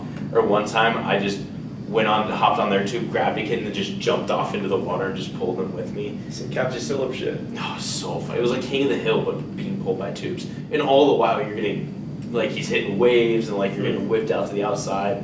Oh, it was so fun. Oh, that sounds like a ton of fun. It was a blast. And the videos that they took were just so funny on my mom's like old Canon camera. Oh, I love those things. The giant ones or like the... She didn't have a giant one, but like it was just like one of the classic like little ones that just like took video and had like sport mode and yeah, something more along the lines of that. Similar, except it had flash. Yeah, no, we just got good lighting instead. Yeah, it was an amazing studio you have. I know, right? It's interesting going from my room, you know, being homely and all that, to just like sterile room. Yeah, I know. Very different vibe. It's nice. Yeah.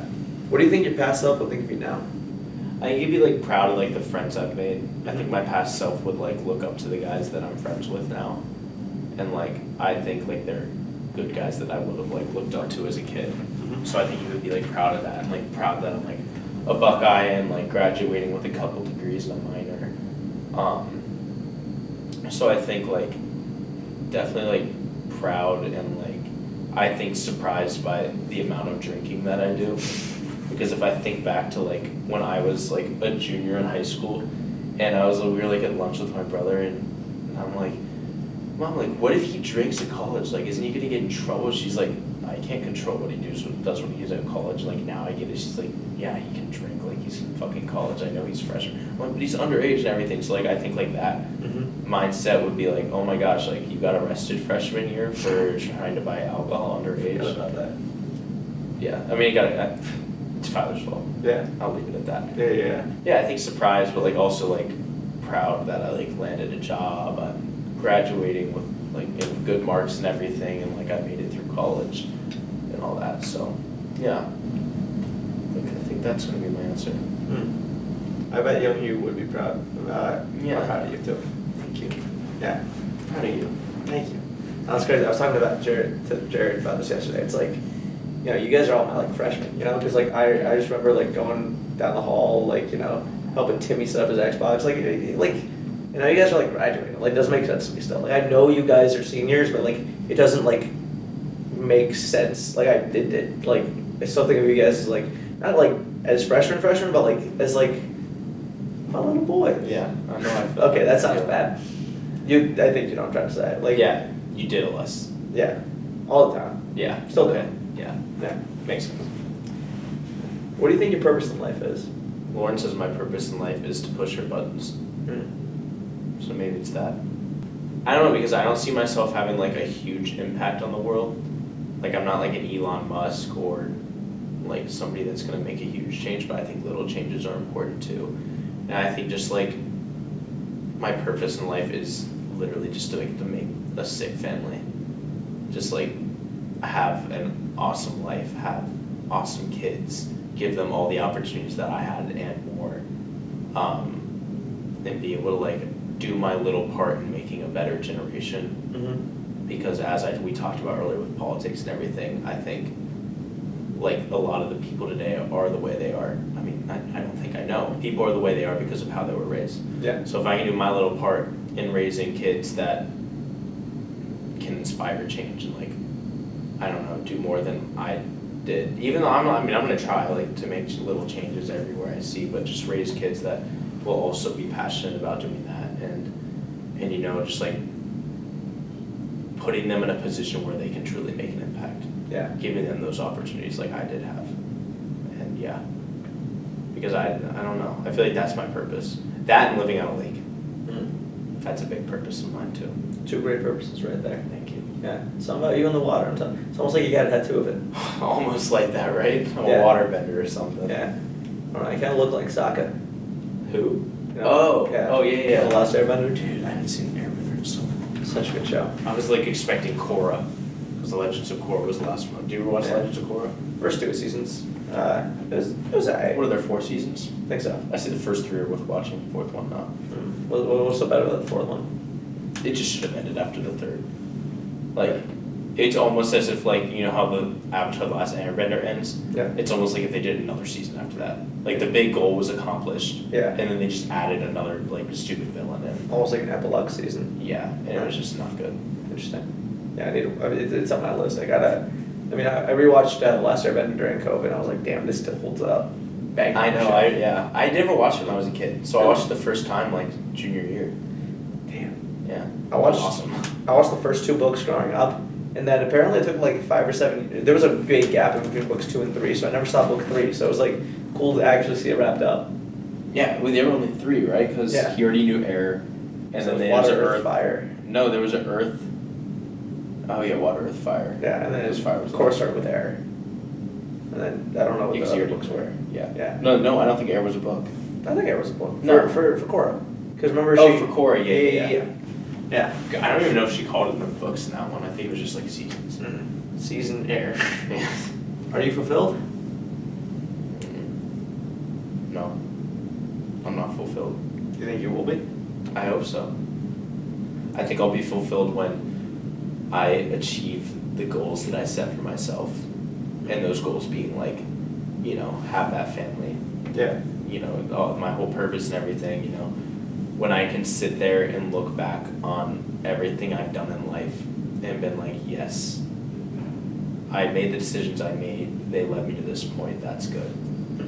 I think that's when I'll be fulfilled. Sitting on my dock on my lake house, thinking about everything and just being like, I am secure with all the decisions I made.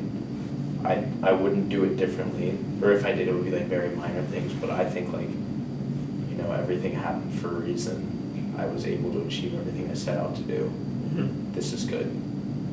Fulfillment. It's a beautiful little picture you painted right there. Thank you. Yeah. It's a picture I hope to see someday. It's a picture you will see someday. I'm gonna take a picture of it and I'm gonna send it to you. Look at that. Fulfilled. Fulfilled. I feel like that's what are those like posters where it's just like a picture and then it's like a black box around it and it's like a Yeah, dude, that was yeah. like memes, the memes and like motivational things Yeah. from like 2000s era. Yeah. Yeah, I know what you're talking about. Like I'll make one of those, yeah. Yeah. Where do you see yourself going in the next 5 years, both personally and professionally, but mostly personally? I'd like to think I would still be with Lauren. Mm-hmm. You know, probably engaged to be married. Oh yeah. Maybe married, who knows. I don't know, still in Columbus. Maybe still in Columbus. I'd like to see myself with, you know, friends. That's what me and Philo were talking about the other day, was like, it's the dynamic of our friend group's totally gonna change, because it's gonna be like either work friends or it's gonna be people that we weren't necessarily, like that we were friends with here at Ohio State, Yeah. but weren't like in our core friend group. They could become our core friend group. Yeah. Because like B-Hawk's gonna dissolve a little bit. Yeah. Because everyone's going to different places. And we're talking like, I don't know when the next time I'm gonna see like all the, he's like, I'm convinced I'm never gonna see Blake again. I'm like, no, you'll see him. It's like when somebody gets married. I'm like, I think the next time we'll see each other, like if Connor and Issa get married, like their wedding will be like the next time we all see each other. We'll all be in the same place. Yeah. So like, I'd like to have like a good friend group, a good solid friend group. You know, probably have my own place by then. I'd probably like an apartment or condo or something outside the city. Professionally, if I'm still at DHL, I want to be, or I see myself being, you know, I like to think optimistically. I'd like to see myself somewhere near the top of a, they say it takes like a year and a half to get the first promotion. Mm-hmm. I think I can do it in like a year. So like 5 years, I'd like to be like one of the top dogs wherever I am. Hell yeah. If I move somewhere else, I mean, I want to be making good money. I want to like what I do. That's the one thing I won't do that my dad did, was I won't get sucked into a job that I don't like, because, you know, you're going to be working for the majority of your life. Like, why do something you don't enjoy? So Yeah. I see myself doing a job I enjoy for good money, and, you know, in a place I enjoy, and, you know, just a few promotions ahead kind of where I'm going to be in a few months. Oh yeah, dude. Yeah. Future's bright. Future's very bright right now, and I'm not going to drink as much Mm. in 5 years. You know, you say that. Yeah. I was talking with my coworkers about this last year, about like, oh, like once I graduate college, I won't be like drinking every Friday, Saturday, and they're like, you say that, and then, but it's like, I don't know, I don't still drink. Like, yeah, I think I will, but like, I won't be getting blacked out, and I won't be drinking on like Thursdays or random Tuesdays and stuff like that, like I do now. I'm gonna miss the random, like the best was the random Monday drink, where it's like you get slammed on, or no, Sunday night drink. Sunday night drink when you, like, there's a holiday on a Monday or something, you don't have class. No, Or you- sometimes just anyway. Or even if there is class, like I remember one of my favorite nights, our junior year, sophomore year, was like Hudson had an interview the next day. People had like 8 a.m.s, like all this other stuff, and we were coming back from Shannon's birthday, and we just started drinking more, and then we just drank through the entire night. Like we stole a lot, or all went in their houses stunk. Like it was a whole fucking adventure of a night. That was a good fucking It was night. the best. And then like the next morning, we're all just hungover, like going to class or going to that interview or whatnot. Just because you know, you're only in college for so long. Oh yeah, I feel that. What do you want to have done by the next time we film a podcast episode? I don't know when that'll be, but I'm saying 3+ years from now. I want to have traveled outside the country one more time. I mean, I'm obviously going next week, but I want to keep travel as a priority in my life. And so I'd like to say, like, I don't have to go out of the country every year, but I'd like to have traveled to a new country by the next time we film. I'd like to achieve at least 2 promotions. 2 promotions. 2 promotions. 3 years? Give me 2 promotions. A lot of high achieving energy right here. I'm feeling ambitious going into my first job because I feel like that's the attitude to have. Yeah, I mean, much rather be ambitious than complacent, right? Like the guy, when we went, like, so the interview process for it was like you start off by giving a 5-minute presentation about yourself in front of all the hiring managers and all the other candidates. Damn. And then you go into a round of interviews, or, so we're split into 2 groups. One group did like a group Q&A with somebody that was in the position, and then the other group went into interviews. We started the Q&A. The guy was like, yeah, I've been in this position for like 3 years. And we're like, well, like, do you think you could have like gotten promoted faster if like you'd done something different? He's like, oh yeah, definitely. Like, if I probably like expressed more interest or like been a little less complacent, like I probably could have gotten promoted. He was like totally secure with just being complacent, just like where he was. That's not who I am, so that's not what I want to be doing. Yeah. I'm always going to be striving to get to that next level. So that's why I feel like I can, get to that next level a lot faster than he can. So yeah, eventually I'd like to get promoted a couple times or be, if it's not something I liked, I'd like to be switched to location, logistics planning, and then get 1 promotion from there. Because it's kind of like I'd be switching horizontally, like instead of getting promoted, I'd be moving horizontally to this other place, not going up. So it'd be like instead of a promotion, I'd be like switching roles to something I maybe enjoy more. Mm-hmm. So if I do that, then 1 promotion. But gotcha. It's a good mindset to have though. Yeah, and then I'd like to have done some more hiking. Hiking, very underrated. Like, it's taken me too long to realize, like, walking around and looking at things is good. It is. It's a fun time. It's good for your brain. Yeah. Yeah. So that's the end of the conversational part of this podcast.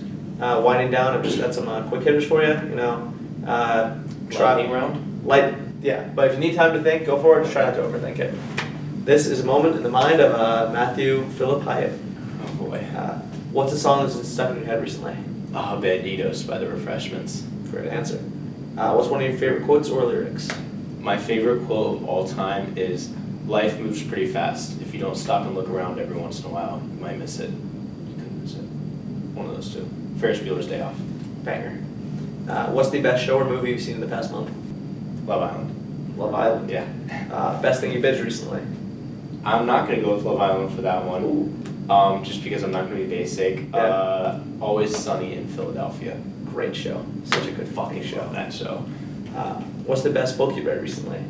The Gregor the Overlander series. Gonna have to read that.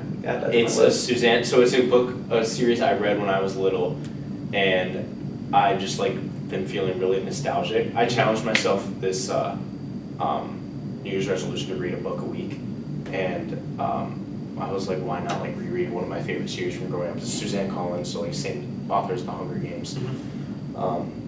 Phenomenal series. Once you get over the fact that she was writing towards a younger audience, and the kid that's 11 years old can't possibly actually be. It's like the Percy Jackson series. You ever read that?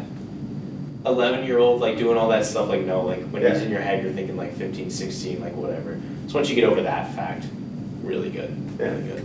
Reminds me of last night we were watching The Other Guys, and there's this girl who's supposedly 13. She's drinking. She's driving, all this stuff. I'm like, you're just. I mean, she looked 13. Don't get me wrong. It's you are not 13. You should not be doing all this. The Other Guys? The Nice Guys. Oh, I was gonna say I haven't seen The Nice Guys. I can probably quote the entire Other Guys movie though. I need to finish that movie. It's one of the only movies I've ever stopped halfway through. Not because I didn't like it. It's because I was watching when I was a kid. I stopped up to do something, and then I forgot to go back to it. And The Other Guys? Yeah. That was a good movie. The first half. Great movie, yeah. Yeah. Well, for Mark Wahlberg. The Nice Guys, I feel like I watched that when I was pissed drunk. Who were the actors? What's his face? Ryan Gosling, Yeah, and Russell Crowe. Yeah.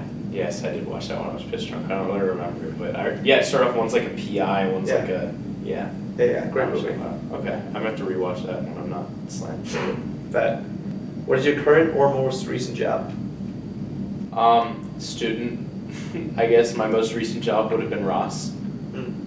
Internship over the summer. Do you want me to elaborate on it? I don't know. Or do you want to elaborate on it? I was a location planner. Didn't do much. It was pretty boring. Oh yeah. Do you want kids, and if so, how many? Yes, 2. What is your favorite conspiracy theory? Helen Keller.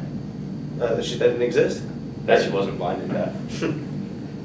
What's Oh, your wait, hear me out. Okay, go for it. She might have been blind and deaf, but she was blind in one eye and deaf in one ear. Because there's no fucking way. So not fully blind and fully deaf. Yeah, technically she's blind and deaf, but not fully blind and deaf. That's the only fucking way she could figure out how to do all the shit she did. Do you think it was the same side or different sides? I think it was different. Whenever I think of it in my head, it's always like right ear, left eye. Yeah. Fuck with it. What's your favorite spot to eat nearby, whether it be sit down or fast food?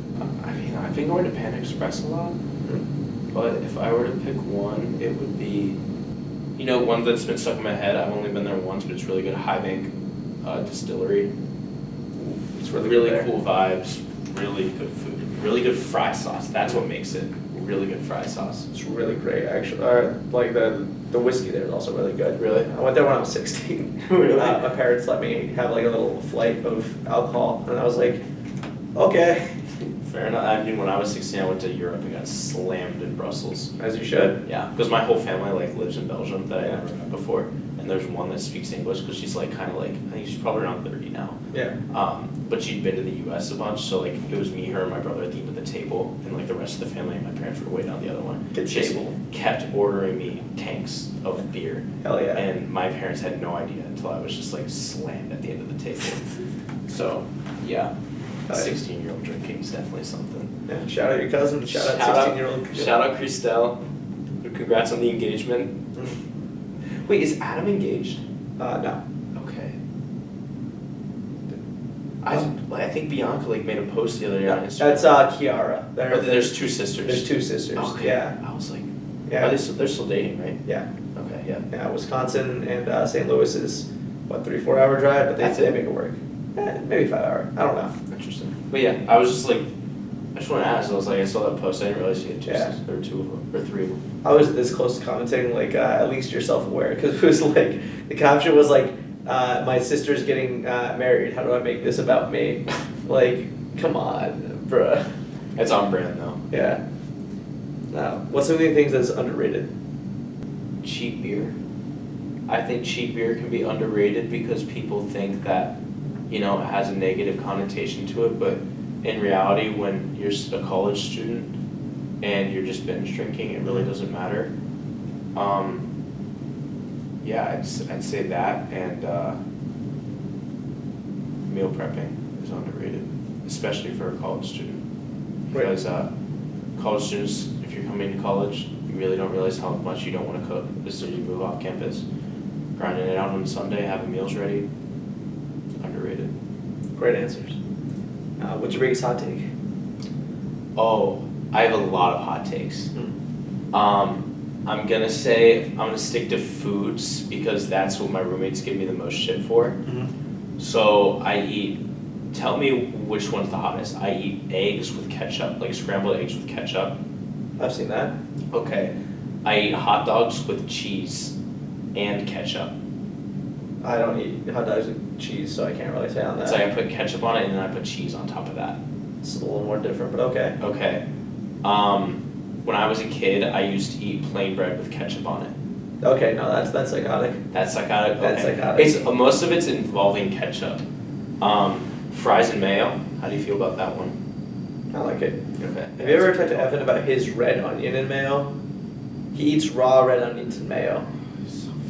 His favorite food is Gushers. His like one of his favorite foods is just mayonnaise. Like he thinks mayonnaise is one of the best things in the world. Like legitimately. That's like so Evan. He's a mayonnaise guy. it's a weird motherfucker, but I love him. Fucking mayonnaise. I love mayo, but like, if I were to rank it in my condiments, I think it'd be like 5 or 6. What's the best color of condiment? The best color? Yeah, like the white sauces, the yellow sauces, the red sauces. I'm gonna go with orange sauces. Orange is starting to sneak up there. Because like it's not just buffalo sauce, but like when you make like a barbecue ranch, when you're combining, I feel like orange is a good combination one. Chipotle ranch, chipotle mayo, like things like that. Spicy ranch can be orange. So like buff chick dips orange, like things like that. Like whenever you're mixing, it's like whenever you're mixing like a good sauce with cream. Yeah. And I think those are the best sauces. Like a good fry sauce is orange. It's a really good answer. Yeah. I'm just happy the world's moved on from white. Because everyone I asked in high school would always say white. I mean, like ranch and mayo are good. But like, Alfredo. like stuff like that. But it's I like, would go red sauce over Alfredo unless I was doing a tortellini. I don't know, I feel like white sauces are just overrated. Like in the pate here, ranch is just it's alright. Like people love ranch too much. It doesn't go on. People put ranch on pizza. I don't get that. I do ranch with pizza. I dip it only if the pizza is shit.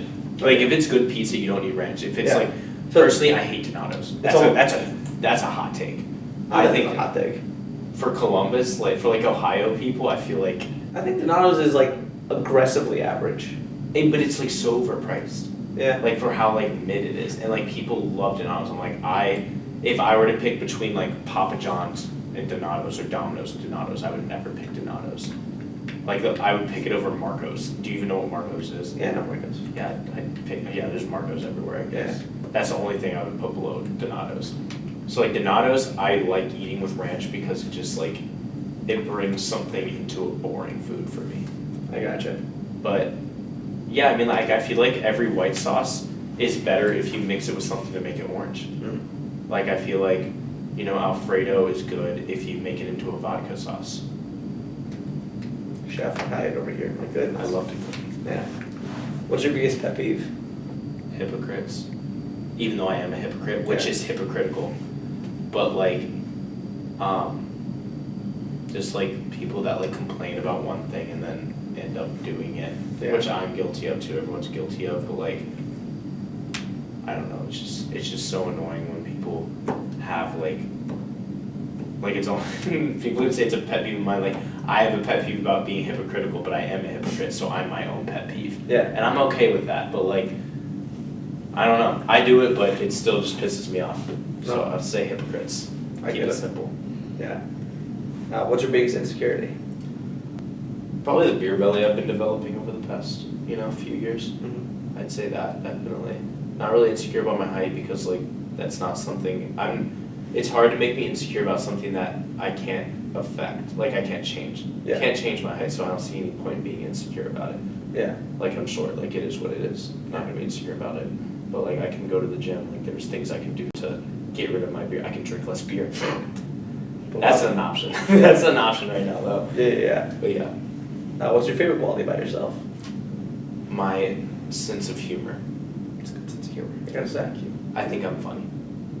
I don't know about that, but. What's your favorite outfit? Okay. Favorite outfit is gonna be these shoes. They're my New Balances. They're 574 CTs. I think they're like Air Forces, but with a little more style. I fuck with it. Yeah, and they're cheaper. And then I'm gonna go with my green Lulu joggers. I just got those, a big fan of those. And then for the top, I'm gonna go white hoodie, and it's gonna be my new Tom and Jerry hoodie I got from H&M the other day. And it's like it's like all white, and it's got little Tom and Jerry heads in the middle, and they each have 3 eyes like aliens. Oh, I think yeah. it's super tough. This hat and my new Lulu belt bag. You're gonna have to see the Tom and Jerry hoodie in action. That sounds sick. I'm gonna take it to London, so I'll take a picture with it and send it to you. Bet. I'll comment or. I'll post it just so you can Yeah. comment. Yeah. Yeah, but I got a belt bag, and I'm like, I fuck with this heavy. What is a belt bag? It's Sorry. like the ones that like go across like this, and like it's like a fanny pack. Oh. But you wear it like across. Interesting. And, like girls wear them all the time. Like guys are starting to wear them too. It's really big in Europe. Fuck yeah. And like, yeah, Lauren got me one because like, you know how like pickpocketing's bad in Europe or whatever. Yeah, just So- have it right there. Yeah, my So- dad wanted me to get like a passport bag that like goes below your shirt that you like wear across. I'm like, fuck that. I kind of want a belt bag, and Lauren heard me say that, and she got me one for my birthday. So, yeah, so I have this sweet belt bag, and I think it looks so tough. Mr. Gorbachev, tear down these gender norms. That's what I'm saying. Taylor wears one all the time. Yeah, I've seen that on it. Yeah, it's so nice. I'm never gonna go out without wearing it anymore because like, when you have like wallet, keys, phone, and then like anything else, and it's all in your pockets, and you're wearing like khakis or something, your pockets are all like bulging and everything. It's hard to get it out. Belt bag, everything in there. That's why your pocket's bulging. Okay. Yeah, that and my raging boner. Yeah. Yeah. No, I don't know where to put it, honestly. Yeah. Yeah. What's your biggest hobby? Is water a hobby? Sure. I always list it as my biggest interest. Water is definitely a hobby of mine because it includes multiple things. Whenever I used to go on like a lot more hikes than I do now, just because when my dad lived in Ohio, it was easier just like get him to go with me or whatever on like a 9-day backpacking trip out west in Wyoming, which was really cool. But it always centers around like going to a lake or like hiking out to a lake or water, or like I don't know, like any hobby I have, like I feel like there's water around. Like hiking, I'm not gonna go on a hike if I can't see a lake or a creek or a waterfall on that hike. Mm-hmm. So I'm gonna go with water. I'm also I rank my bottled water brands. What's the best one? Kroger brand, purified water. What's the worst one? Ice Mountain or Deer Park. Do you put like Fiji coconut water, or is it just like like pure spring water kind of stuff? I try to stay away from Fiji and like Boss and those. Smart waters are definitely like a top 10, but I don't think it's anything special. I agree. Yeah. Yeah. My hot take is my number 2. It's Dasani. I'm gonna let you have that just because I don't buy a lot of bottled water. I just know people don't like it. Yeah. Yeah. Yeah. If you're stuck on a deserted island, you want to bring one thing. If you're bringing technology, it doesn't have self-service, and you can't just bring like a boat. Anything else goes. What are you bringing? Crossbow. Crossbow. Yeah. That's a good answer. Because I mean, like you can at least retrieve your ammo, Mm-hmm. and Reuse it. yeah, and I'm not too good with a bow and arrow. Compound bow is not really Yeah. my thing. Plus, it's you can just like Yeah, so make more arrows. and that's like how I at least survive on it. At least that covers the food aspect a little bit. Yeah. So yeah, I'm gonna stick with that. But the stock is a pocket pussy. Cross pocket pussy. Yeah. Cross pocket pussy. That works. That works. There we go. Yeah. Yeah. Who are your best friends? All my roommates. Definitely. I'd say me and Doy were definitely always like kind of closer to each other just because we like started off as roommates. Mm-hmm. Then like my best friends from Mason were always these 3 guys, Kyle, Colin, and Brandon. I've been best friends with Kyle since 1st grade. Then Colin and Brandon I made friends with like probably junior year of high school, and we were all like a tight friend group going up to through senior year. They go to UC. But I can confidently say the guys I live with are my best friends. Yeah. Shout out B-Hawk. Shout out B-Hawk. Great group of guys. I hope you guys say the same thing. Yeah. Well, we're 2 for 2. I'll say that. Yes. Yeah. Actually, Jared actually said everyone but Hyatt. I don't like Hyatt. He is bad. Jared. Yeah.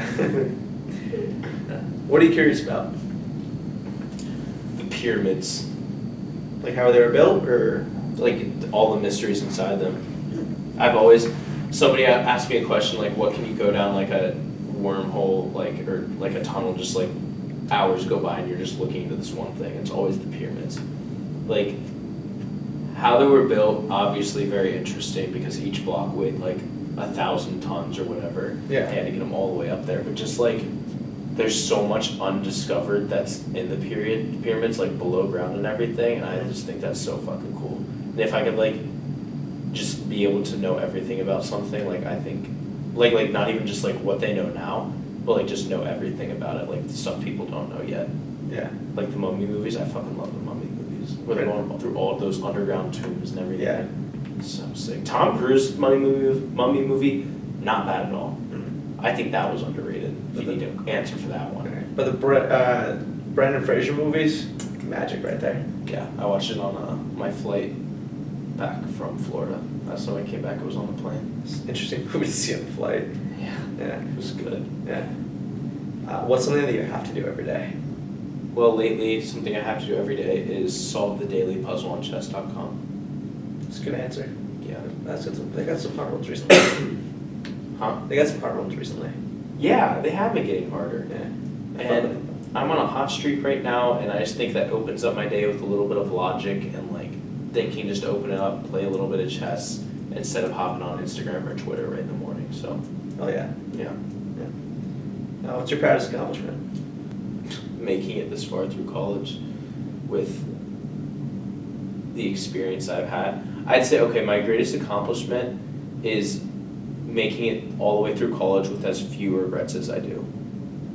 Like, there's not there's really not much I would do different. Like there's certain things, maybe like a certain experience, certain thing I went through, like I would do differently, but like the majority of it, like the friends I made, the experiences we had, the memories we made, like I feel accomplished that I lived my college experience to the fullest. Yeah, the most you can. Exactly. Oh yeah. What's one thing you want to own? I want to own Yeah. a Mastercraft. A Mastercraft. What is that? It's a boat. Ah, It's the boat that I grew up. more water. More water. That's one thing I have to own. Jared asked me, I think it was like a month ago. He was like, if you won the lottery, what's the first thing you would buy? And I said, a boat and a truck to pull my boat. And he's like, dude, that's a song. Like, what are you talking about? He played this song for me. It's literally, those are the lyrics out of a song, of some country song. Fuck yeah, I want a boat to pull my truck. Truck to pull my boat. A truck to pull my boat. There we go. That makes a lot more sense. Yeah, than I was like, damn. Well, like that's my answer. Like, well, it's the dream. that's the dream. When they say that's the dream, that's the dream. That is the dream. What do you think the price of gas will be the next time we film? $4.50. $4.50. I don't know, put it at $4.50. 3 years. Yeah. That's why inflation is low. Thanks, Biden. Where do you want to visit next? Oh, Banff. It's a national park in Canada. Canada. I didn't know they had national parks. Canada, dude, it's like 90% national park. I thought it was like 90% ice. No, it's like wilderness. Yeah, Yeah. icy wilderness. Yeah, tundra. That's the word. Tundra. That's what it's called. Yeah. No, but Banff has some of the prettiest lakes. Sorry, comes back to water. Yeah. Has some of the prettiest lakes that of the pictures I've seen that like, and I've heard that it's just indescribable. So it's just hard to get to. Oh. You either drive it all the way and it's like all the way like west, Yeah. or you take like a plane and then a train and then rent a car. And, yeah. Planes, trains, and automobiles. Good movie. Mhm. Rip John Candy. Yeah. What's one piece of advice you have for yourself, for the world, for me, whoever? First core piece of advice is you can always retake a class, but you can't relive a party. Love what you do. I think that's always my biggest piece of advice for kids that don't really know what major they want to do or anything like that. That's why I love Fisher so much, is because you have to take those core classes where you experience every major. I honestly think that if I didn't love ops and I wasn't interested in it, I would not have passed all my classes last semester. Or like the past 2 semesters, because like the content's hard, it's difficult. You can grind through it if you like really have to, but if you enjoy it and it helps you stay engaged, it helps you want to learn more, and it's gonna make every aspect of the class so much easier. My biggest advice is don't go into a major that you think is gonna make you more money, that your parents told you is what you gotta do.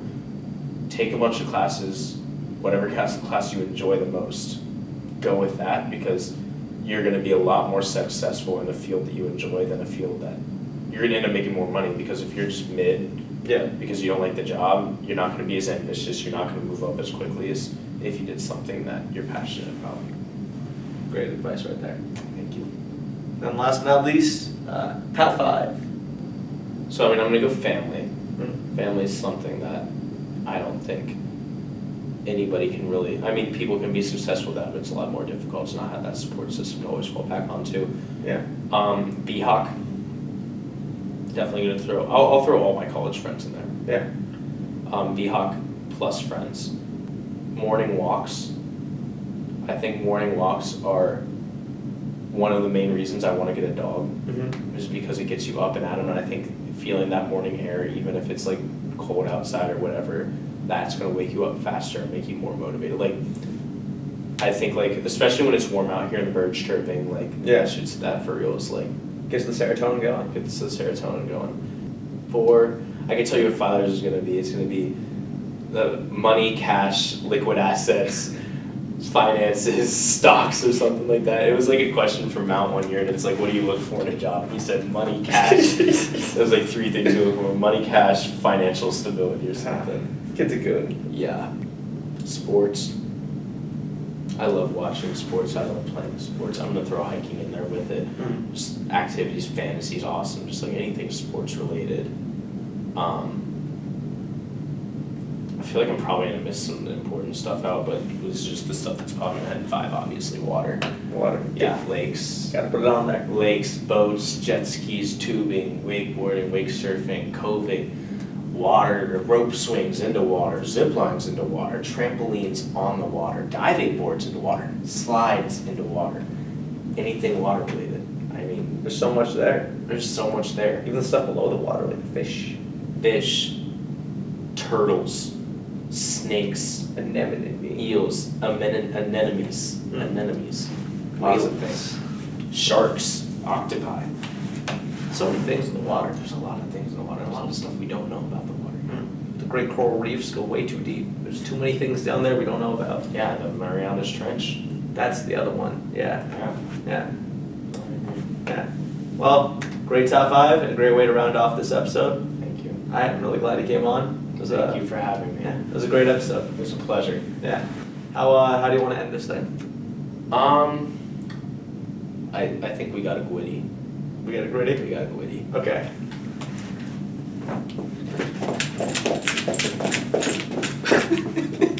That was fucking. Only way to end it. I love it.